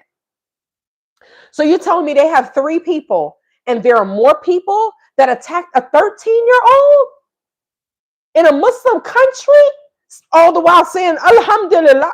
Jesus Christ of Latter-day Saints and the Mormons. The Gambia Police Force strongly urges parents, guardians, and community leaders to guide children and young people away from violence and other unlawful acts. But I'm going to tell you, Gambians will say, so there is something in the Gambia where, because, African parents, they used to say, oh my gosh, they will whoop their children, pop, pop, pop, pop, pop, right? Now, they're like, oh, we can't hit these children because, the police will come and arrest us. Now, this is my thing. I don't have to hit my nephews and my little cousins. They're boys. I put them on timeout. Sit down. But I don't try to start raising them, excuse me, at the age of 14. I don't start trying to discipline them at the age of 14, right? You need to begin disciplining and raising these children from the time they come out of the mother's womb, right? But when you are dealing with a 1-year-old and you say, oh my goodness, I can't control this 1-year-old, then that says a lot. This boy is stubborn, and you just let him do what he wants. So what happens when he gets 13? Well, they turn into unalivers. That's what happens. But they will say, don't say anything to my child. This is what they say. So what happened to it takes a village? 7/13, my birthday. What happens to it takes a village? What happens when the village are telling you don't say anything to my child? What happens when the village guardians, parents, community leaders are being malicious to these children? I saw a girl slap the hell out of a 1-year-old because he hit her daughter, right? The 1-year-old was this was like a baby. Like, I think he was 1, right? But he was much smaller than her daughter. Her daughter is bad as F. She never disciplines her daughter. Now, this girl is overweight. She slapped the hell out of that 1-year-old. And I said, Jennifer, why did you hit him that hard? Right? Oh, he hit her. I said, you don't even hit your own daughter like that. And she looked at me.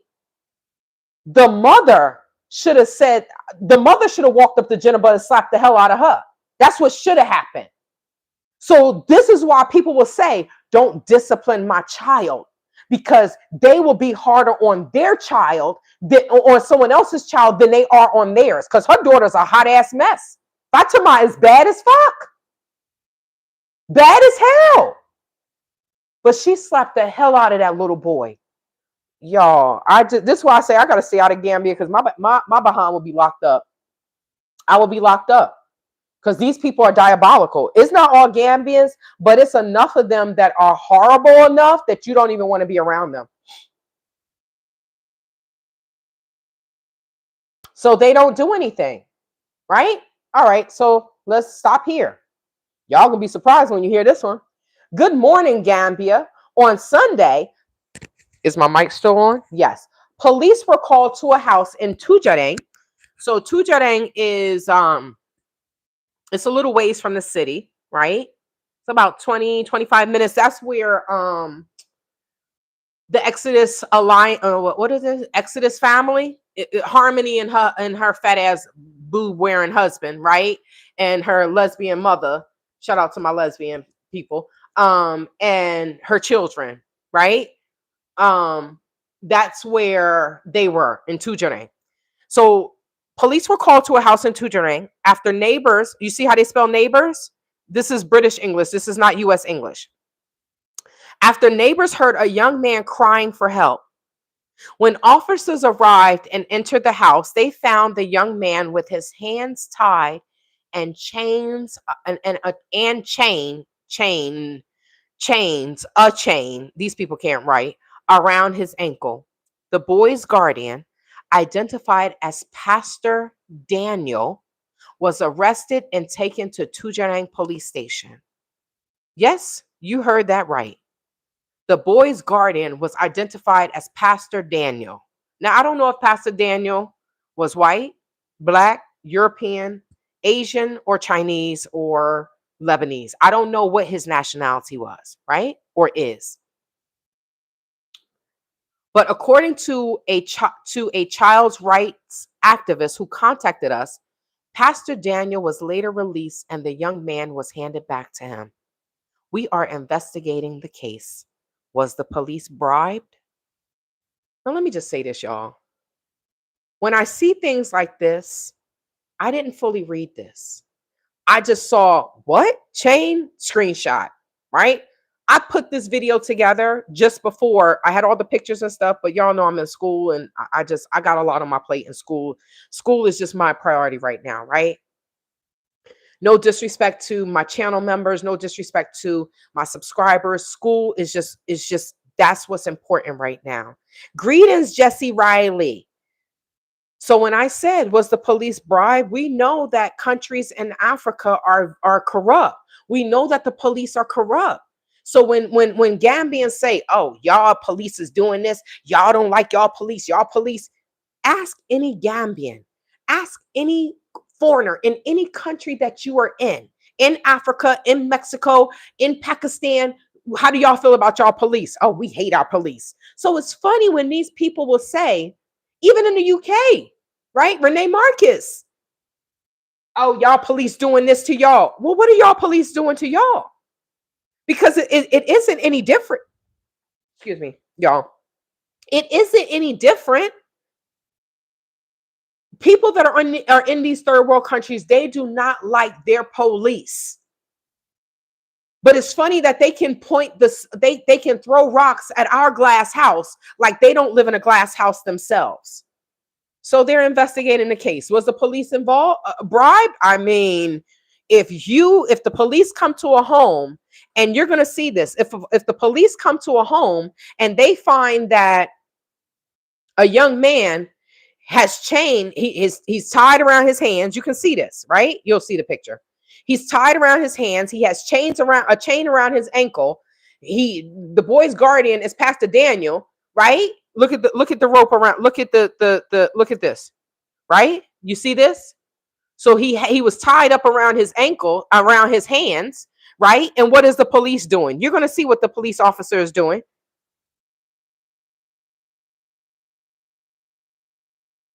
So where's his parents? Why is Pastor Daniel look at the chain? Look at the chain. You see it? And he's taking it off of his ankles. So this boy is yelling and screaming for help. Where is his parents? Did his parents sell him to Pastor Daniel? Why was Pastor Daniel released from the police station? Was the police bribed? I mean, something must have happened. Unless he was able to make bail. But why was he just released? Were there any charges that's pending? Because people can be released. If it's a bailable offense, then they can be released, right? People were saying, why is Mighty walking the streets? It's a bailable offense. Robbery is a bailable offense. So yes, he was able to still walk the streets. But what happened to Pastor Daniel? If Pastor Daniel had this boy tied up, how is this boy going to be released? This is how stupid some of these people are. How are you going to release a child that you found tied up with chain? His ankle is chained, right? He can't go anywhere. The dude name is Pastor Daniel, and you're going to release the boy back to Pastor Daniel's custody. So if we see a story later on saying that, excuse me, that this boy is unalived, or he's no longer breathing and no longer on this planet, then we will understand why. We will understand why. Yes, Judy, see, you understand. School got to come first, man. School has to come first. And I'm happy to be back on this journey after going to this hell of a country and losing my, tuition for college in a country that I thought was, I shouldn't have listened to the Black Americans. That is the story of the century, y'all. Now, what makes me mad is I did, let me see. I did download. I have to find it. Let me see if I can find it real quick. I did download. Is it in Snapchat? I did download the video. I just can't find it. And I'm really upset that I cannot find it.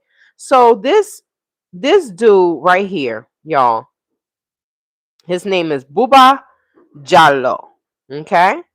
Buba is an ASS hole. Buba decides to unalive someone. Okay?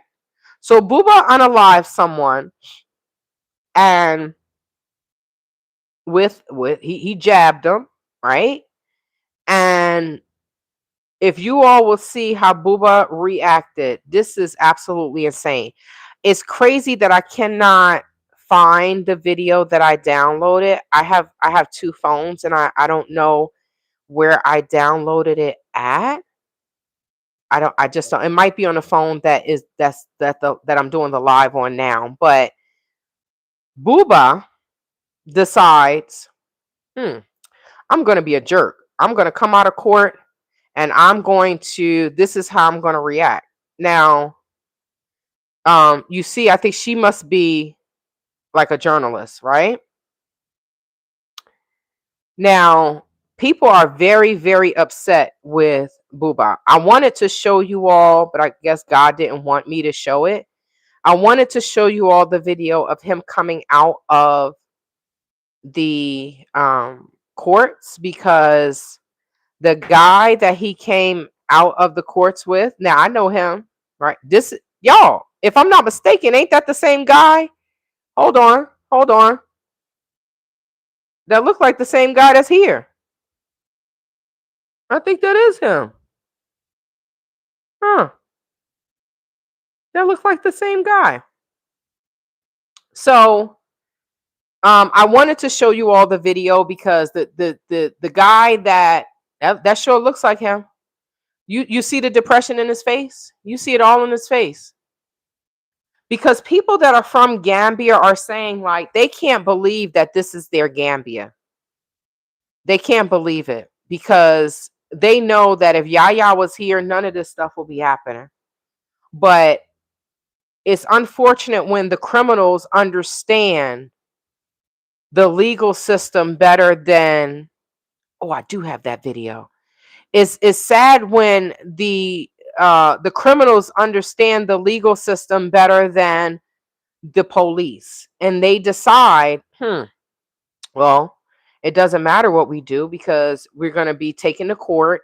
We'll be able to look at the middle finger. We'll be able to eat. We'll be able to do what we want to do.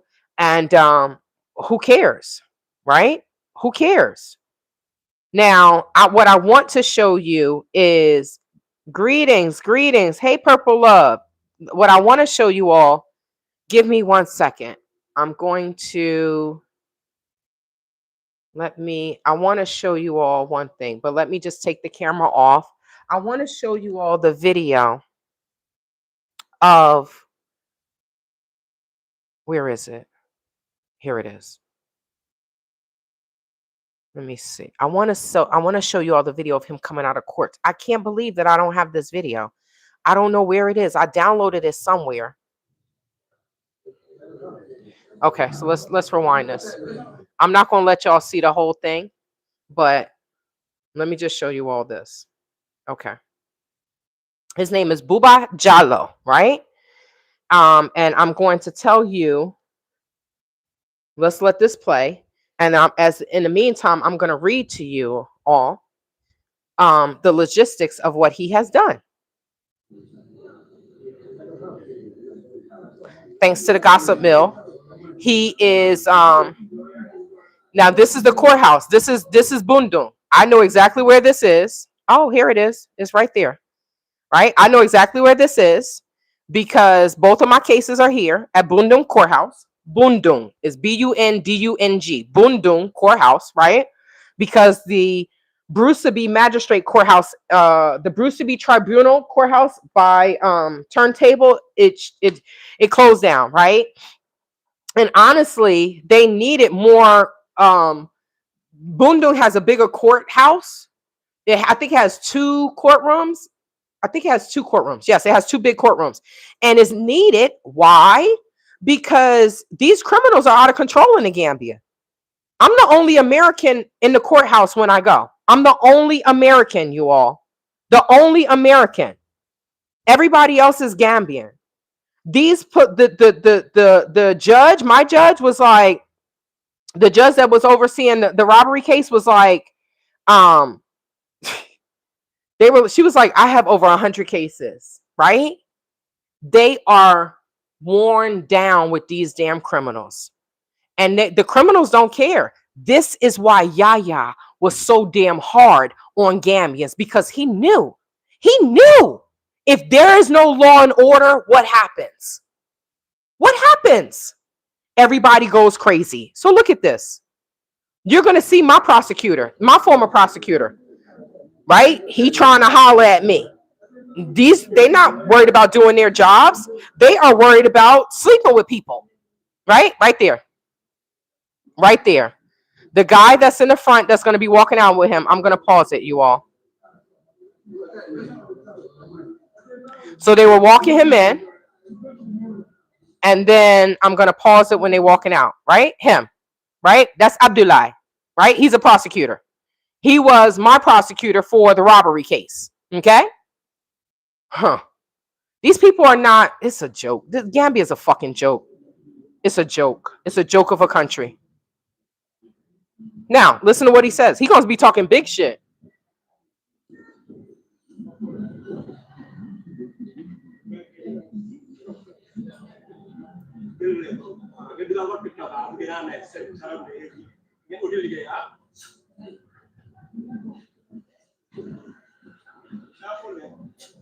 So he's blowing kisses, right? Y'all can see that with his ugly ass teeth. Look at his teeth.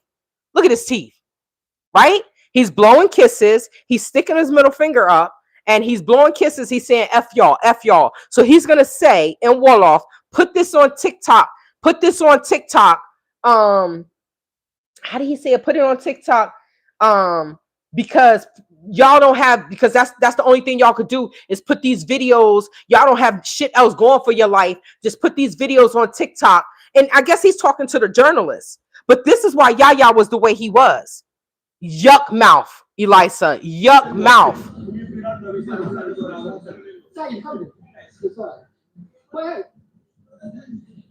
That's Abdullah speaking.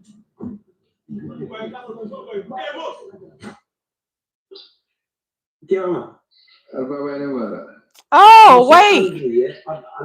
Oh, this is the activist, God, what is his name?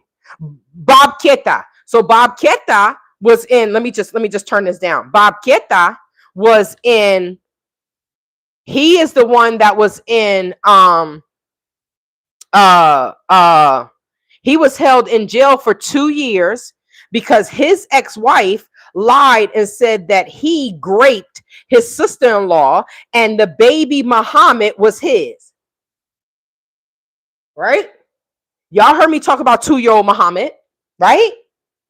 So it's crazy that all these Muhammads are dying, right? And I was going to say something about that, but I didn't look at this video. So Muhammad,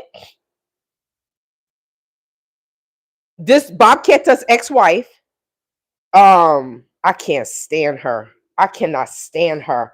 And Gambian women are just like, oh, well, you know, it's all about money. They don't care that a little boy died. She left. She has her own children. His ex-wife has her own children. She left her nephew in the car because now they were talking about a DNA test, right? So they left him. Okay, so let's see what he's talking about. Hold on. Okay, all right. I can't listen to this because he's speaking in Wolof. So his ex-wife left her nephew in the car, baby Muhammad, and it was so hot, the little boy died. The little boy died. Now, why did she do that? It's because they knew that he didn't rape anyone. But for whatever reason, her diabolical ass decides, I'm going to lie and say that my husband raped my sister and this is the baby. So what happens? Well, if the baby dies, then what happens? The case died. So this little boy died. Bob Keta was let out of prison. He has since remarried. But what happened? Nobody was held accountable for baby Muhammad dying. Nobody was held accountable. So anytime I see her, I always bring it up. Oh, well, you know, we need to forget about that. I'm like, see, that's how stupid y'all are. Because what's going to stop her from doing anything like that again? How can you say, Astaghfirullah, this is a Muslim country, and it wasn't just her, it was her and another dude and other children. How do you forget this baby in the car in Senegal? Thank God one of the doctors went and pulled the DNA. One of the doctors went and pulled the DNA, but I don't know what happened, y'all. I don't know what happened. Basically, nothing happened. Oh, see? Now what is he doing? He's talking about, now this is crazy. Those are the 3 children, the 3 boys that I'm talking about. So I guess he's just talking about a bunch of the nonsense that happens in the Gambia as well. But it's crazy that when Americans talk about it, then we're lying, right? Okay, so I'm just, all right. So he just showed that. Okay, let me see. I want to see.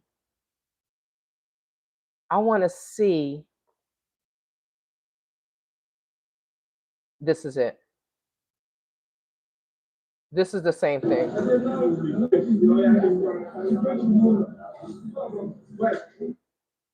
Oh, that's not the whole thing. Okay, all right. We don't even want to see all this nonsense that has to do with the Gambia. Okay, let me see. So,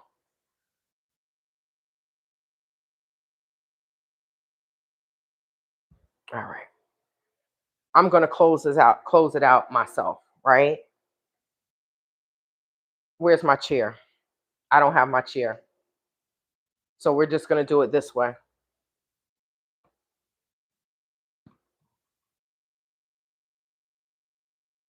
So let me just tell you, yes, the living glam, but yet they're all up in those mosques every day. Yes. But what I don't understand is, where is the accountability? That's what I don't get. Where is the accountability when someone, now you're seeing Gambians complain about everything. They're like, oh my God, this, that, and the third. Oh my God, because they cannot believe what is happening in their Gambia, right? But people that live overseas in America are like, oh, well, Yaya was a problem. He did this, he did that. But why did he rule that country the way he ruled that country? Because he knew how these people were. He knows his own people. Gambians know Gambians. Now, it says, Elisa, she did do that on purpose. And now she's walking around like everything is fine, right? She's walking around. She's like, oh, I think I showed y'all her. Let me see. Do I have a picture of her? Yes. I can't stand her raggedy ass. Zenabu. Zenabu. Right? Now she did this. She took this picture, right? Why? Talk about some, oh, TikTok got me in a chokehold. They didn't ban my account. It says Zenabu also disclosed that her business account was also reported, and she recently received an account warning from the short-term video platform. So I guess, TikTok had banned her again, and she was like, I don't care. I'll just start a new one, because she knows that Gambian women, some of them Gambian women are just real estúpida, right? As long as she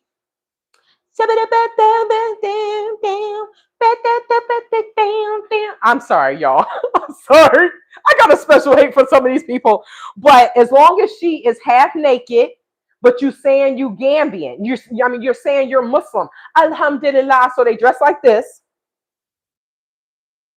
And then it's like, oh, Muslim is Islam time. Oh, let me go put on my hijab and my abaya. Alhamdulillah, I'm a good Muslim. I'm a good Muslim. And then it's back to this.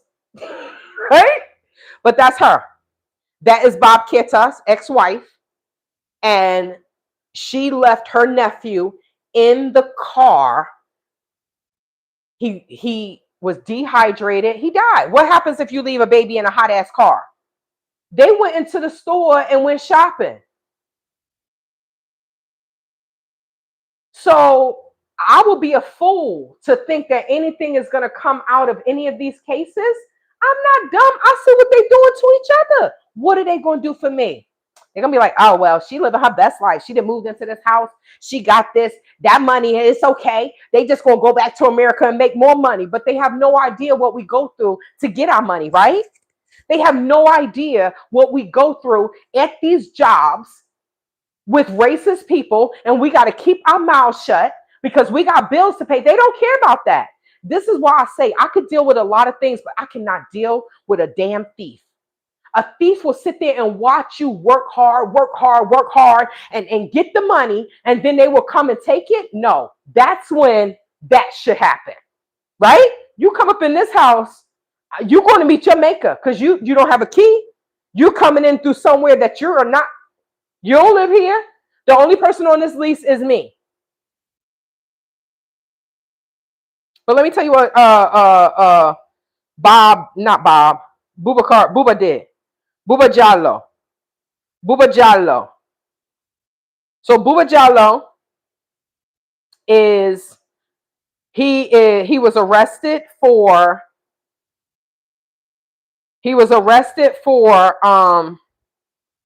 unaliving. I think his name is Ibrahima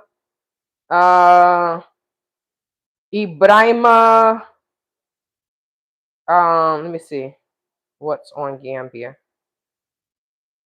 He was arrested for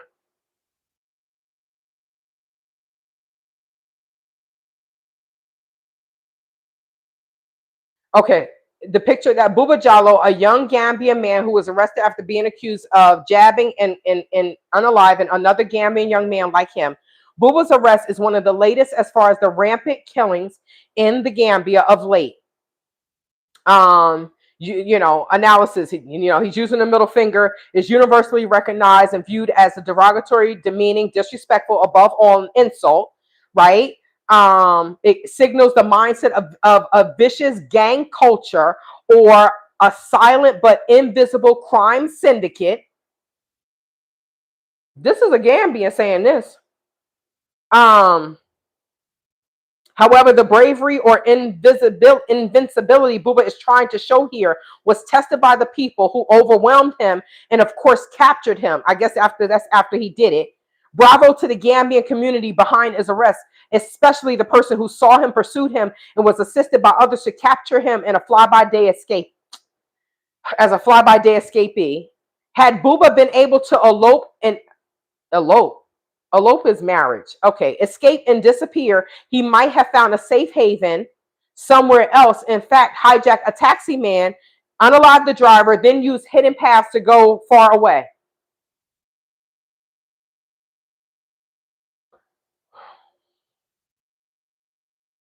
Religion does not change a criminal.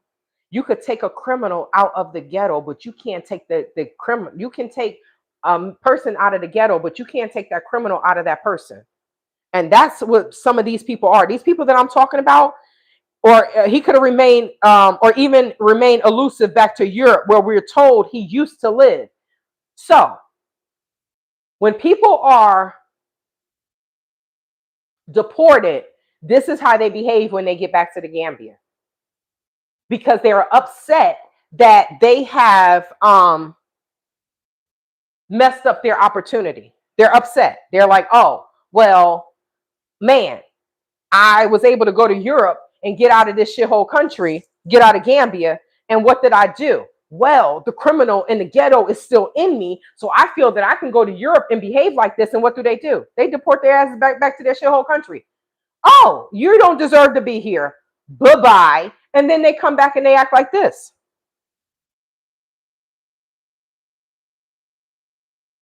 Booba, per narrations and findings, has been exhibiting the desire to cause grievous bodily harm or on people or unalive. So he has been out here in the street saying, I'm going to beat somebody, I'm going to unalive them, I'm going to do this.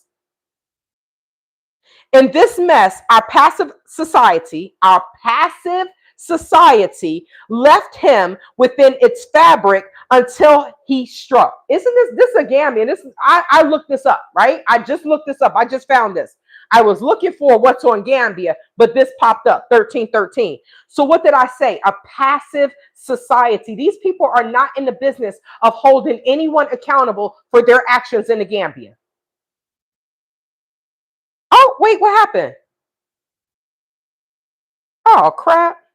Okay, wait, hold on. It popped back up. Okay, here we go. All right. Unfortunately, he was able to leave the crime scene without any hurdle in his way. Investigators may as well connect the dots here by finding out who and who he met at home, then establish the fact that could lead to aiding and abetting, among other ways, because that's what people do, right? They will, my son didn't do this. My child didn't do this. And then they'll go to the police station and say, oh, just forgive them. Please, he's a good boy. Just forgive them. That's what the family will do. Marty's whole family was at the police station looking at me,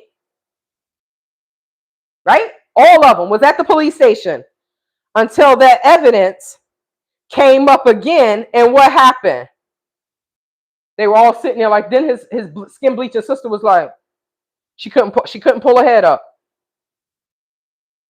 because his bail was revoked and he was charged. And if I was there, it would have been totally different. So Madi, myself, right? See how skinny I was? Fuck with a Gambian, you're going to gain a whole bunch of weight. And that's Renee Marcus, right? Renee Marcus. She's so happy her brother has his arm around her because she want to sleep with him. That's a nasty family. A nasty, nasty, nasty family. I have the picture.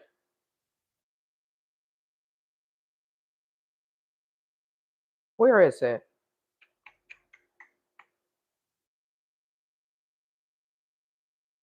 Okay. All right. She better be happy I can't find that picture right now. Is this it? I was going to show you a picture of Benna. I can't find the picture right now. I don't know what it's saved under. Wait, I think I found it. I think I found it. That's Benna, right?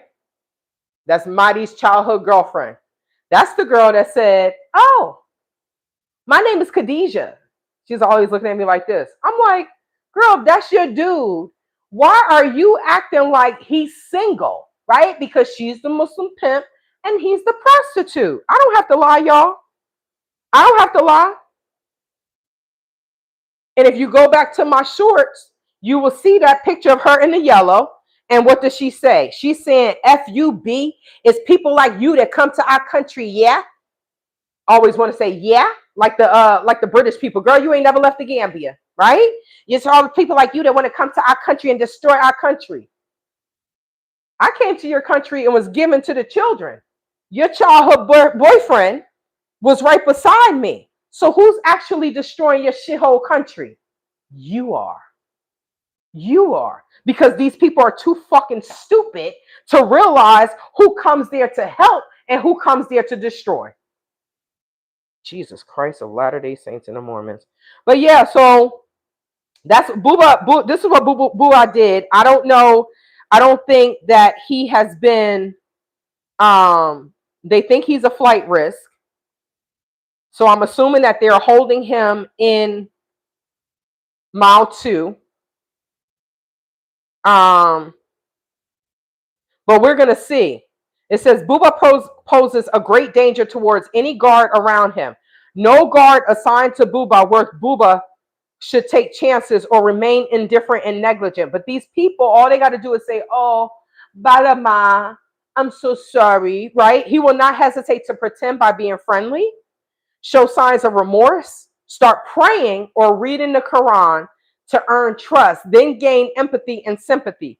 Booba is Gambian. Thus, he very well knows the weaknesses embedded in this society.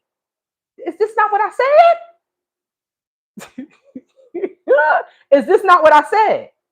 This is how that guy was able to walk up to the police officers and shoot 3 of them and kill 2. This is how that police officer, this is how that person that did that was able to do that. Why? Because they know the society. They know they're Gambian people. They transferred the case from Bundung. So they went to the magistrate court. Same thing. They went to the magistrate court and the judge said that they are not equipped to handle this. So what happened? They sent it to the high court.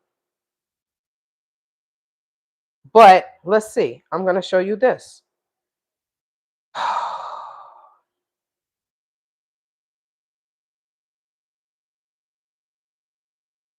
This is the police officer that I met at Sucre traffic light just before. I was there just an hour before that Gambian walked up with the long, the old people, the older elders wear the dresses. They call them dresses, right? They literally call them dresses. So men walking around with dresses and their hips be.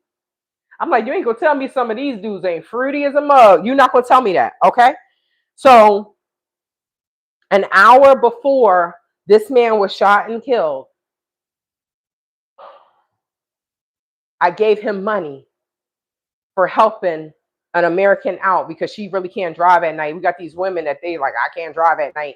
So he let her go the back way where the taxis are to go back up Jabang Highway. And I gave him money that night. And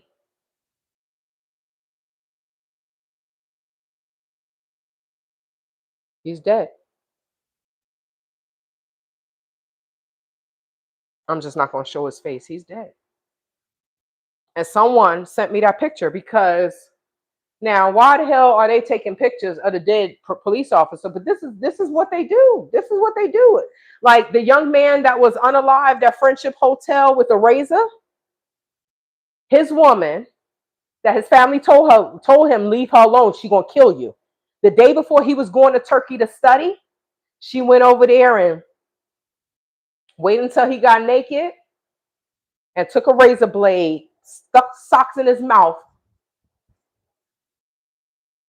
Somebody sent me pictures. I'm like, I want to see the pictures on Facebook. They sent it to me through Messenger. So I got this.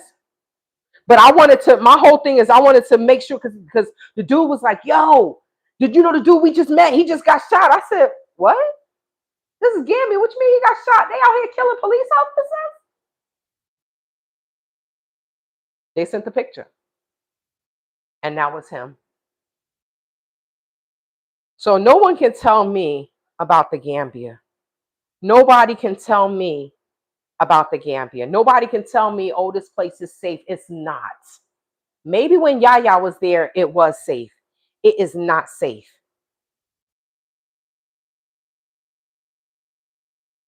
Imagine being the second wife, and this is what the first wife does to you. In Brip, Jalabang, a woman allegedly unalived her co-wife and disposed of the body in a well. Police are currently investigating the incident. You know they can have multiple wives, right? That's what the co-wife, the first wife, allegedly did, or the second wife. One of the co-wives, this is what they did to the other wife. Why?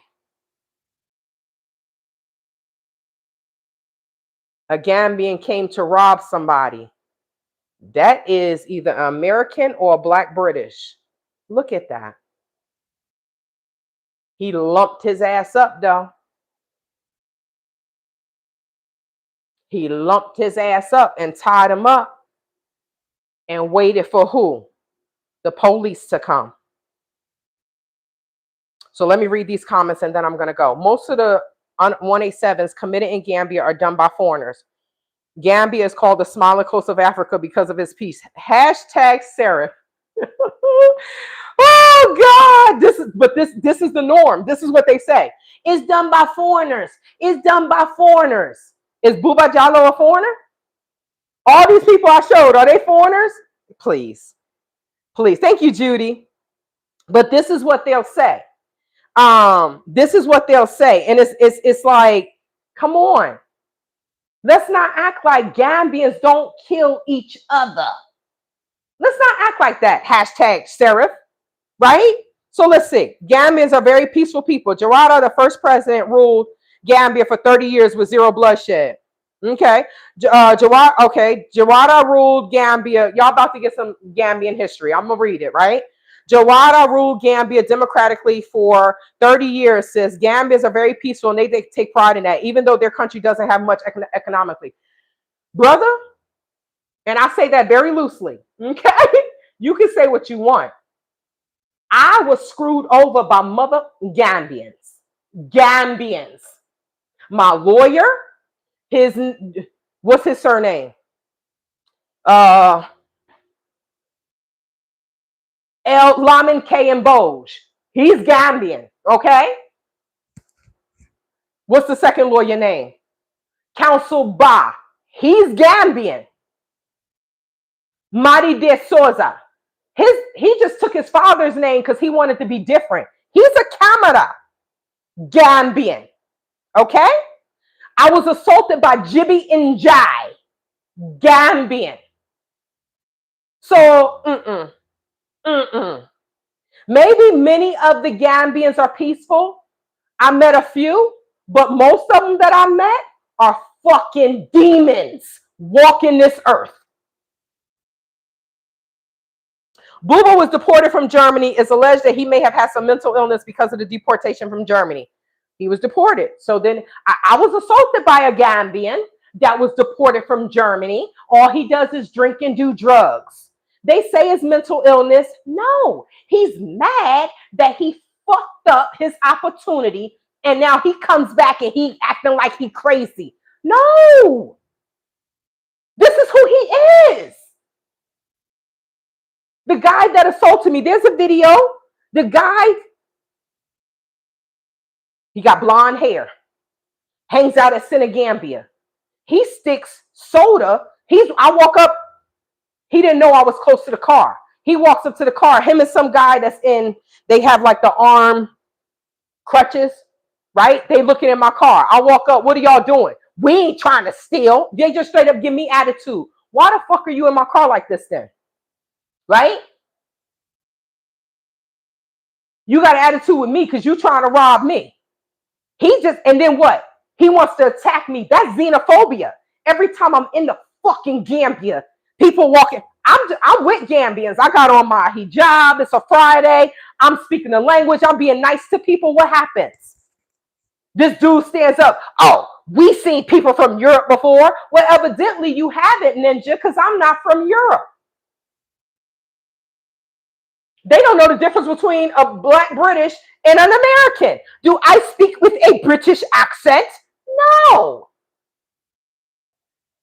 You ain't going to get me again. I pick up the rock and I'm across the street. I'm walking across the street. And then what happens? A guy walks up to me and he's like, oh, sister, calm down. I said, why are you even talking to me? Why aren't you talking to him? He over there. Right? All I'm doing is walking. But what did MG say? Some of these people, they hate Americans. And I see it. I see it. So am I the dummy for trying to immerse myself into the culture with these people? Yes, I was the damn dummy. It was my fault.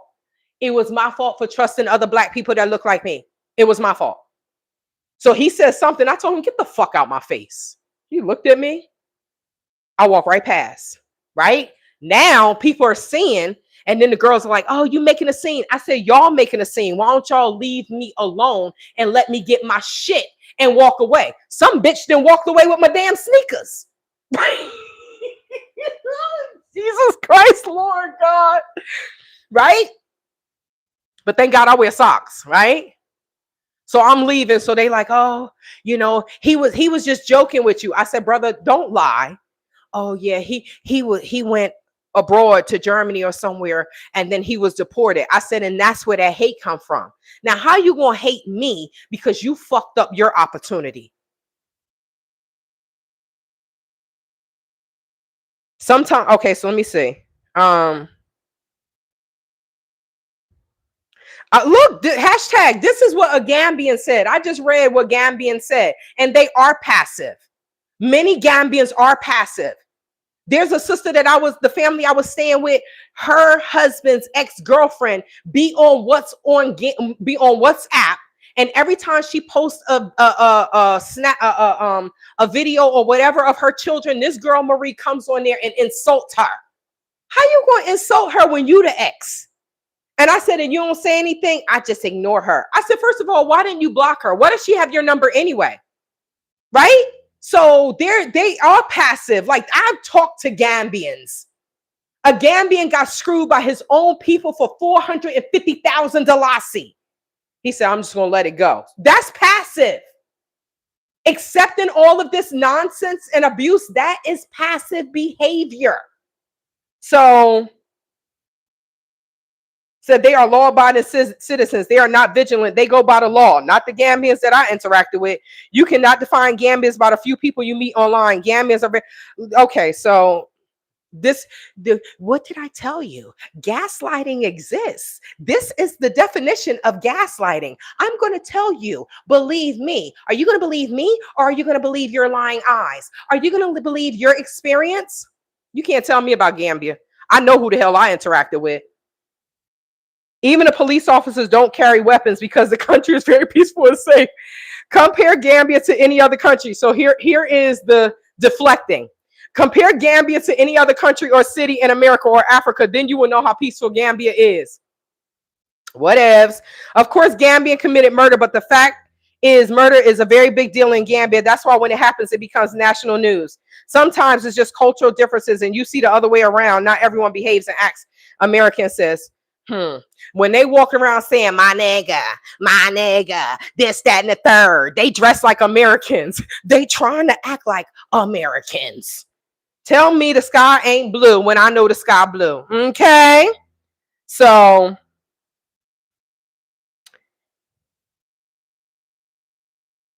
out of all these videos that I just showed today, you're going to tell me they're not violent? You know what? How about this? How about this? How about this? How about this? How about you just go on about your business, okay? Go and try to tell someone something different, okay? The women can be very passive. The men, some of the men are passive, and then the rest of them are fucking violent and shit, okay? You can't tell me what I experienced. The damn lawyer that took my car, then lost the evidence, this, that, and the third. No one's held accountable. So for 2 hours, I done showed all these videos, but it's okay. Keep lying to yourself, and hopefully the shithole country will stay the shithole country. Thank you guys for joining me. I can't deal with hashtag sheriff and his gaslighting and his lies, but you just be careful. Y'all just be careful. If you go to the Gambia, just be careful, because people like him will tell you it's not like that. They will gaslight your ass, and then you'll end up in some bullshit, and you're going to say, Tay told me. Tay told me. Thank you for joining me. I'm going to go walking because it never rained. So I'm going to go walking and try to get some steps in to hit my 10,000 steps. I love you all. Thank you for joining me for Friday Night Frights. Thank you for interacting. Thank you for the super chat, and beware of people like hashtag Sharif, because he's a liar and the truth is not in him. Alhamdulillah. Take care.